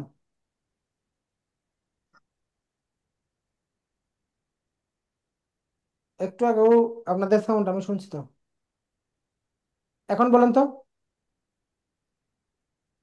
আসসালামু আলাইকুম। হ্যাঁ, শুনতে পাচ্ছি, বলেন। স্যার, আমার আমাদের কোর্সটা কি আপনার এক বছরের ভিতরে সম্পূর্ণ শেষ করে দেওয়া হবে? 50তম যেটা, এটা এটা তো 1 বছর। 1 বছর মানে 50তম, ওটা হচ্ছে 50তম পরীক্ষা পর্যন্ত। আর 51তম অথবা ফাউন্ডেশন যেটা, এটা হচ্ছে মিনিমাম 2 বছর। 51তম হতে 2 বছর আছে। যদি কোনো কারণে মনে করেন কোন একটা স্টুডেন্ট এখনো দ্বিতীয় বর্ষে আছে, এখনো সে 51তম পায়নি, তার বিসিএস হচ্ছে 52তম, ততদিন পর্যন্ত সে থাকবে, জব না হওয়া পর্যন্ত থাকবে, আর দ্বিতীয়বার ভর্তি হওয়া লাগবে না। আইডি আমরা ওভাবেই অ্যাক্টিভ করে রাখবো। জি। আর প্রশ্ন? আর আমাদের কি 1 বছরের ভিতরে কি সম্পূর্ণ কোর্স শেষ করে দেওয়া হবে যারা 74 বছর শেষ করছে? 50তম যারা। 50তম ওটাতে 1 বছর লাগবে না। 50তম পরীক্ষা তো হবে এ, মনে করেন আগামী বছর, মনে করেন এপ্রিল মে মাসে অথবা জুন মাসে। তাহলে এখন থেকে জুন পর্যন্ত 1 বছর হয় না, অতটুকুই সময়। কারণ পরীক্ষার পরে তো আপনার আর লাগবে না। ঠিক আছে স্যার। ব্যাপারটা এরকম। হম। ওরকম আর কি, মানে কোর্সের ডিউরেশন গুলো আসলে পরীক্ষা পর্যন্তই হয়, ওরকম। তবে এখানে এক্সট্রা বিষয় হচ্ছে আপনি শুরুতেই গুছিয়ে আপডেটেড লেকচার শিট গুলো পাবেন। আর প্রিলির সাথে রিটেনের এই ফিচার, এটা সাধারণত সব প্ল্যাটফর্মে ওভাবে দেয় না। সবাই রিটেন আলাদা কোর্স করায়, আমরা রিটেনটাকে একসাথে কম্বাইন করে রেখেছি এবং আগে করাচ্ছি যেন স্টুডেন্টরা আসলেই সে, এবং রিটেন আগে করলে আরো সুবিধা আছে। কোন একটা কিছু যখন বিস্তারিতভাবে জানবেন, ওই বিষয়টা ওই বিষয়টার উপরে যখন ছোট ছোট তথ্যগুলো যোগ হবে ওগুলো মনে থাকবে। কিন্তু কোনো কিছু যদি আগে থেকে কিছুই জানা না থাকে, শুধু এমসিকিউ পড়ি, তখন এগুলো আমাদের মনে থাকে না। এবং এই জন্য অনেক পরিশ্রম করার পরেও স্টুডেন্টরা কিন্তু প্রিলিমিনারিতে ফেল করে।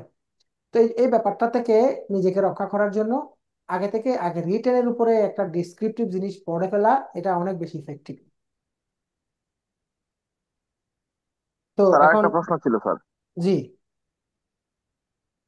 বলেন, আমি শুনতে পাচ্ছি। স্যার আমাদের যখন ভর্তি হওয়ার আগে আমাদেরকে বলা হয়েছিল যে ফ্রি ক্লাস, হুম। সম্পূর্ণ কি 50তম ফ্রি ক্লাস শুরু করবো না আপনাদের পেইড বেসে ভর্তি হইতে হবে?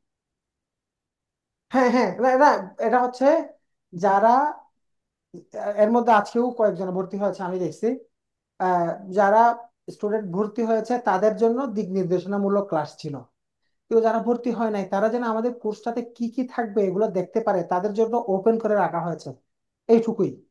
কিন্তু এগুলো আমরা ইনস্ট্রাকটিভ ক্লাস হিসাবে ধরবো, যদিও শিডিউল ক্লাস না, দিক নির্দেশনামূলক ক্লাস। কিন্তু এগুলো বেশি কাজে আসবে যারা অ্যাডমিটেড তাদের জন্য। যারা ভর্তি হয় নাই সে এইসব পড়ে ওখান থেকে হয়তো কিছু দিক নির্দেশনা পাবে, কোর্স সম্পর্কে যে জানতে পারলো ওইটুকুই। জি। তারপর তাহলে ক্লাস শুরু ব্যাপারে এখানে আমরা রুটিন দেয়া হবে। আমরা মূলত আমাদের 9 তারিখে আমাদের ওয়েবসাইট আসবে। আমরা একেবারে ওয়েবসাইট থেকেই সবগুলো কাজ করতে চাচ্ছি। এখানে 50তম এবং 51তম এগুলোর জন্য। তাহলে আজকে একটা ক্লাস হলো, পরের ক্লাসটা কালকে অথবা পরশু কখন আমরা হোয়াটসঅ্যাপ গ্রুপে জানিয়ে দিব। হোয়াটসঅ্যাপ, কারণ কারণ যত সামনে যাবে, আমার 3টা ক্লাস তো, অবশ্যই আমার ক্লাস আজকে যারা করেছেন আপনি অবশ্যই অনেক জায়গায় উপকৃত হয়েছেন। এগুলা ওভাবে একেবারে এত চিন্তা করে জিনিসগুলোকে করে দেয়া, রেডি করে আপনার সামনে বলা হয়েছে, যে জিনিসগুলো আপনি 2 বছর 3 বছর পড়াশোনা করার পরেও আপনার গ্যাপ গুলো আপনি খুঁজে পেতেন না, জায়গাগুলো কোনটা কি করতে হবে ওটা পাইতেন না, এত ইনস্ট্রাকটিভ বিষয়গুলো এখানে আসছে।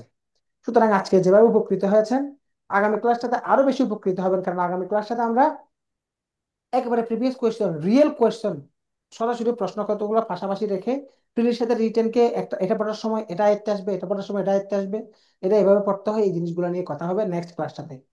এরপর ক্লাসটা তো যারা এডমিটেড, হয়তো যিনি প্রশ্ন করেছেন উনি ভর্তি হওয়া স্টুডেন্ট এডমিটেড, তাদের জন্য লেকচার 1 হবে, তখন লেকচার ভিত্তিক হবে।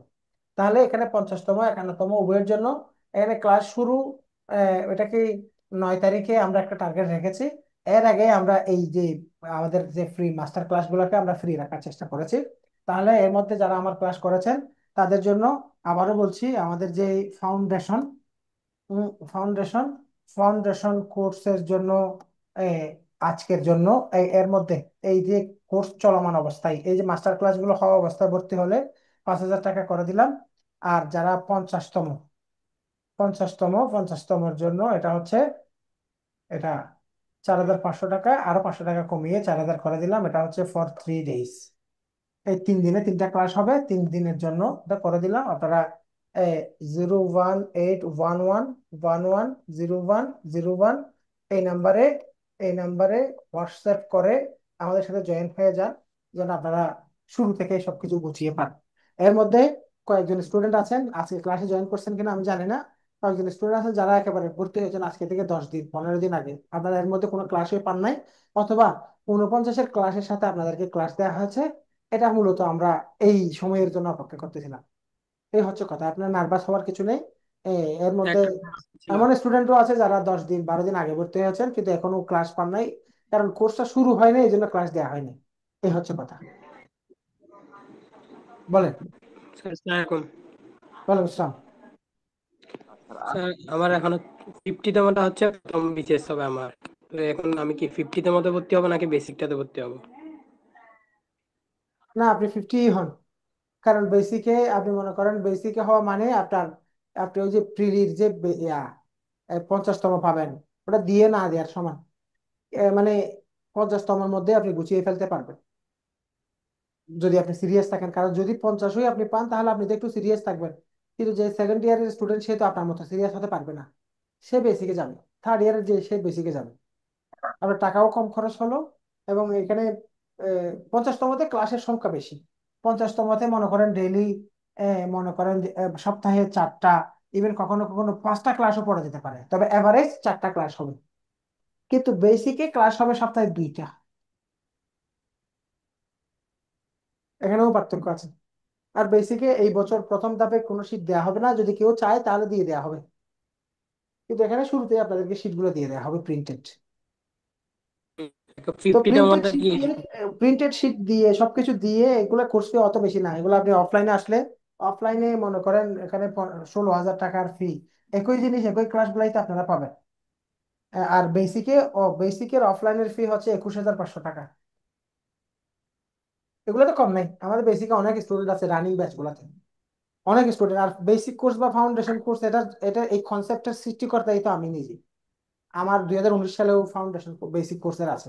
অন্যান্য কোচিং আমার এই কনসেপ্টটা নিয়ে পরবর্তীতে এই কনসেপ্টটা অনেক পপুলার হয়ে গেছে, প্রায় সব coaching foundation course basic course দিচ্ছি।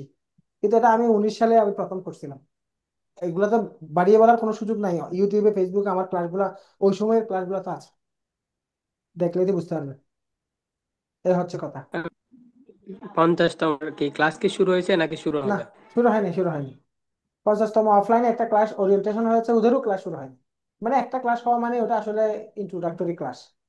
তো এখানে আমরা চেষ্টা করবো অফলাইনের সাথে ব্যালেন্স করে দিতে, যেন কোনো ধরনের মিসম্যানেজমেন্ট না হয়, কারণ অফলাইনে যেহেতু আমাদের স্টুডেন্ট অনেক, একটা শৃঙ্খলা সবসময় থাকবে।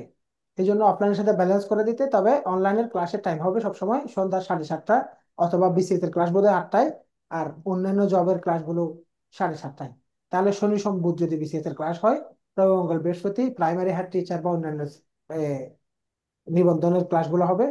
আর আরেকটা 3 দিনের পরে আরো একটা দিন এক্সট্রা থাকবে, মনে করেন রবি মঙ্গল বৃহস্পতি যদি বিসিএস এর ক্লাস হয়, শনিবারও একটা ক্লাস থাকতে পারে, অথবা শুক্রবার আর একটা ক্লাস থাকতে পারে। বিসিএস এর ক্লাস 4টা, আর অন্যান্য যে কোনো ব্যাচের ক্লাস 3টা। আর বেসিকের ক্লাস 2 টাইমে করা যায়।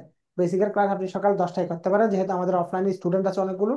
আর চাইলে সন্ধ্যায়ও করতে পারেন, আলাদা আলাদা শিফটে আলাদা আলাদা ক্লাস। এই হচ্ছে কথা। তো 50তম মানে ক্লাসগুলো কখন থেকে শুরু হতে পারে? এই তো, এটাই তো লিখছি, 9 তারিখ। দুইটাই একই দিনে শুরু করবো, একটা একটা 7টা থেকে দিলে আরেকটা 9টা থেকে দিব। ঠিক আছে, আর একটা ব্যাপার আছে তো, রিটেনের কিছু ক্লাস আছে না 50তমের জন্য, রিটেনের। তো রিটেনের ক্লাস কতগুলো আছে, এগুলোতে বেসিকের সাথে মিলিয়ে একসাথে করাইতে পারবো। তাহলে আমরা 2টা ব্যাচ একসাথে শুরু করতে নতুন করে কোনো সমস্যা তো নাই, কারণ 30টা ক্লাস আছে 50তমের জন্য, 30টা রিটেনের ক্লাস আছে। এগুলা বেসিকের সাথে হুবহু মিল আছে, বিশেষ করে বেসিকের মাঝখানের পার্ট থেকে।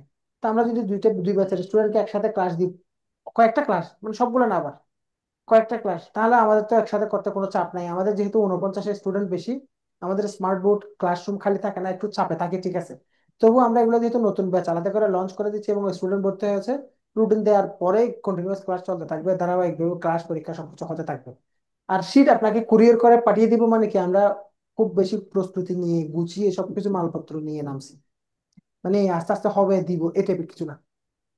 We are ready, join us and move forward with us. Sir ji. Sir একটা প্রশ্ন স্যার, আপনাদের এখানে কি স্যার এই কিস্তিতে কি টাকাটা কি দেওয়া যাবে না একসাথে পে করতে হবে? সাধারণত কোর্স ফি যেহেতু ডিসকাউন্টে এগুলো একসাথেই পেমেন্ট করতে হয়। অফলাইনের ক্ষেত্রে কিস্তিতে পেমেন্ট করা যায়। তবুও আপনারা কথা বলবেন এই নাম্বারটাতে, 11110101, এখানে হোয়াটসঅ্যাপ করবেন।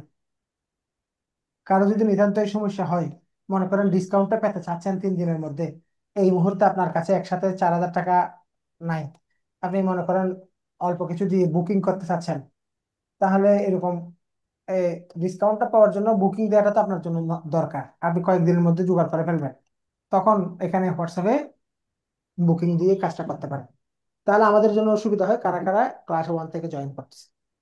তো আমরা এখানে ফ্রি ক্লাস দিয়ে হোয়াটসঅ্যাপ গ্রুপে এভাবে ক্লাস দেওয়া, আমাদের উদ্দেশ্যই তো আমাদের কোর্স সম্পর্কে জানানো, যারা যারা জয়েন করবে তাদেরকে নিয়ে আমরা সামনের দিকে আগানো, এটাই উদ্দেশ্য, আর কিছু না।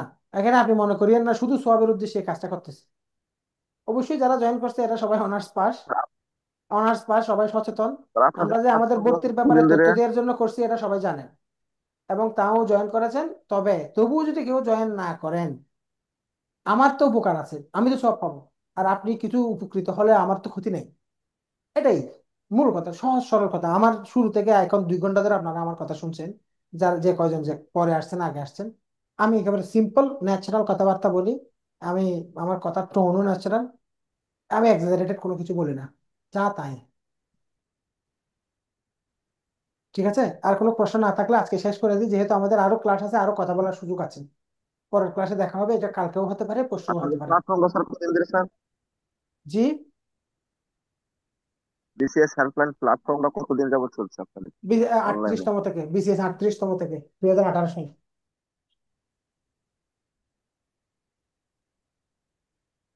2018 সাল আমাদের প্রতি ব্যাচে অনেক ক্যাডার হয় এখানে, অনেকগুলো, বিশেষ করে করোনার পরবর্তী, বিশেষ করে গত 1.5-2 বছরে প্রচুর অনলাইন ভিত্তিক প্ল্যাটফর্ম আসছে, অনেকে এসে বন্ধ হয়ে যাচ্ছে। আমরা কিন্তু আমাদের অনেকগুলো ব্রাঞ্চ আছে, আমরা আহ, মোটামুটি প্রতি বছরই আমাদের থেকে ভালো রেজাল্ট হয়। যেহেতু অফলাইনে আমরা সার্ভিস দিই, তার মানে আমরা ভালো মানের আহ, একটা গোছানো প্রিপারেশন নিয়ে আমরা কাজগুলো করি, এবং সবচেয়ে বড় কথা হচ্ছে আউটপুটটা, রেজাল্ট কয়জনে দেখাতে পারে। আমাদের বিশেষ হেল্পলাইন পেজটা ভিজিট করলে আপনারা আমাদের সম্পর্কে আরো ভালোভাবে জানতে পারবেন। পেজের হিস্ট্রি দেখবেন, পেজের বিভিন্ন ভিডিও সেকশন দেখবেন, পোস্ট সেকশন দেখবেন, 5 মিনিট দেখলে আপনি ধারণা পেয়ে যাবেন। ঠিক আছে, তাহলে আপনারা পরবর্তী ক্লাসে আপনাদের সাথে দেখা হচ্ছে। আর 50তম হোক 51তম হোক আপনারা জয়েন করে ফেলতে পারেন। আবারও বলছি, গ্রুপে জয়েন করিয়ে ক্লাসটা দেওয়ার উদ্দেশ্যই ছিল এই কোর্সটা চালাইতে, যারা আমরা আরো কিছু স্টুডেন্ট জয়েন করে যারা ভর্তি হয়েছে তাদের সাথে আমরা গুছিয়ে এগিয়ে যেতে পারি। তো যদিও মানে টার্গেটটা অ্যাডমিশন, কিন্তু আপনাদের যেহেতু যেহেতু 4টা ক্লাস আছে, আপনি কেউ কেউ চিন্তা করবেন 4টা ক্লাস করার পরেই জয়েন করবেন, ওটা না করে আগে থেকে করতে পারেন, কারণ আজকের ক্লাস দিয়ে আমি সিম্পল সিম্পল কথাগুলো বলছি, রাগ ডাক রেখে বলি নাই। প্রয়োজন আজকের ক্লাসটা পুরো আবার দেখে আপনি জাজ করবেন। ভাত সবগুলো খেয়ে দেখার দরকার নাই, একটা দেখলে বোঝা যায়। দেখছেন? শুভরাত্রি, সবাই ভালো থাকবেন। পরের ক্লাসে ইনশাল্লাহ দেখা হচ্ছে। আসসালামু আলাইকুম। আর কোনো প্রশ্ন থাকলে হোয়াটসঅ্যাপ নাম্বারে করবেন, এই নাম্বারে না, গ্রুপে করলে ওখানে উত্তর দেওয়ার জন্য অনেকজন মডারেটর আছে, ওরা উত্তর দিবে। ওরা আমার চেয়ে অনেক ক্ষেত্রে ভর্তি, ক্লাস শুরু এগুলোর ক্ষেত্রে তথ্য আরো ভালো জানবে। আমি তো পড়াশোনার বিষয়ে কথাবার্তা বলার মানুষ। এই হচ্ছে কথা। আসসালামু আলাইকুম।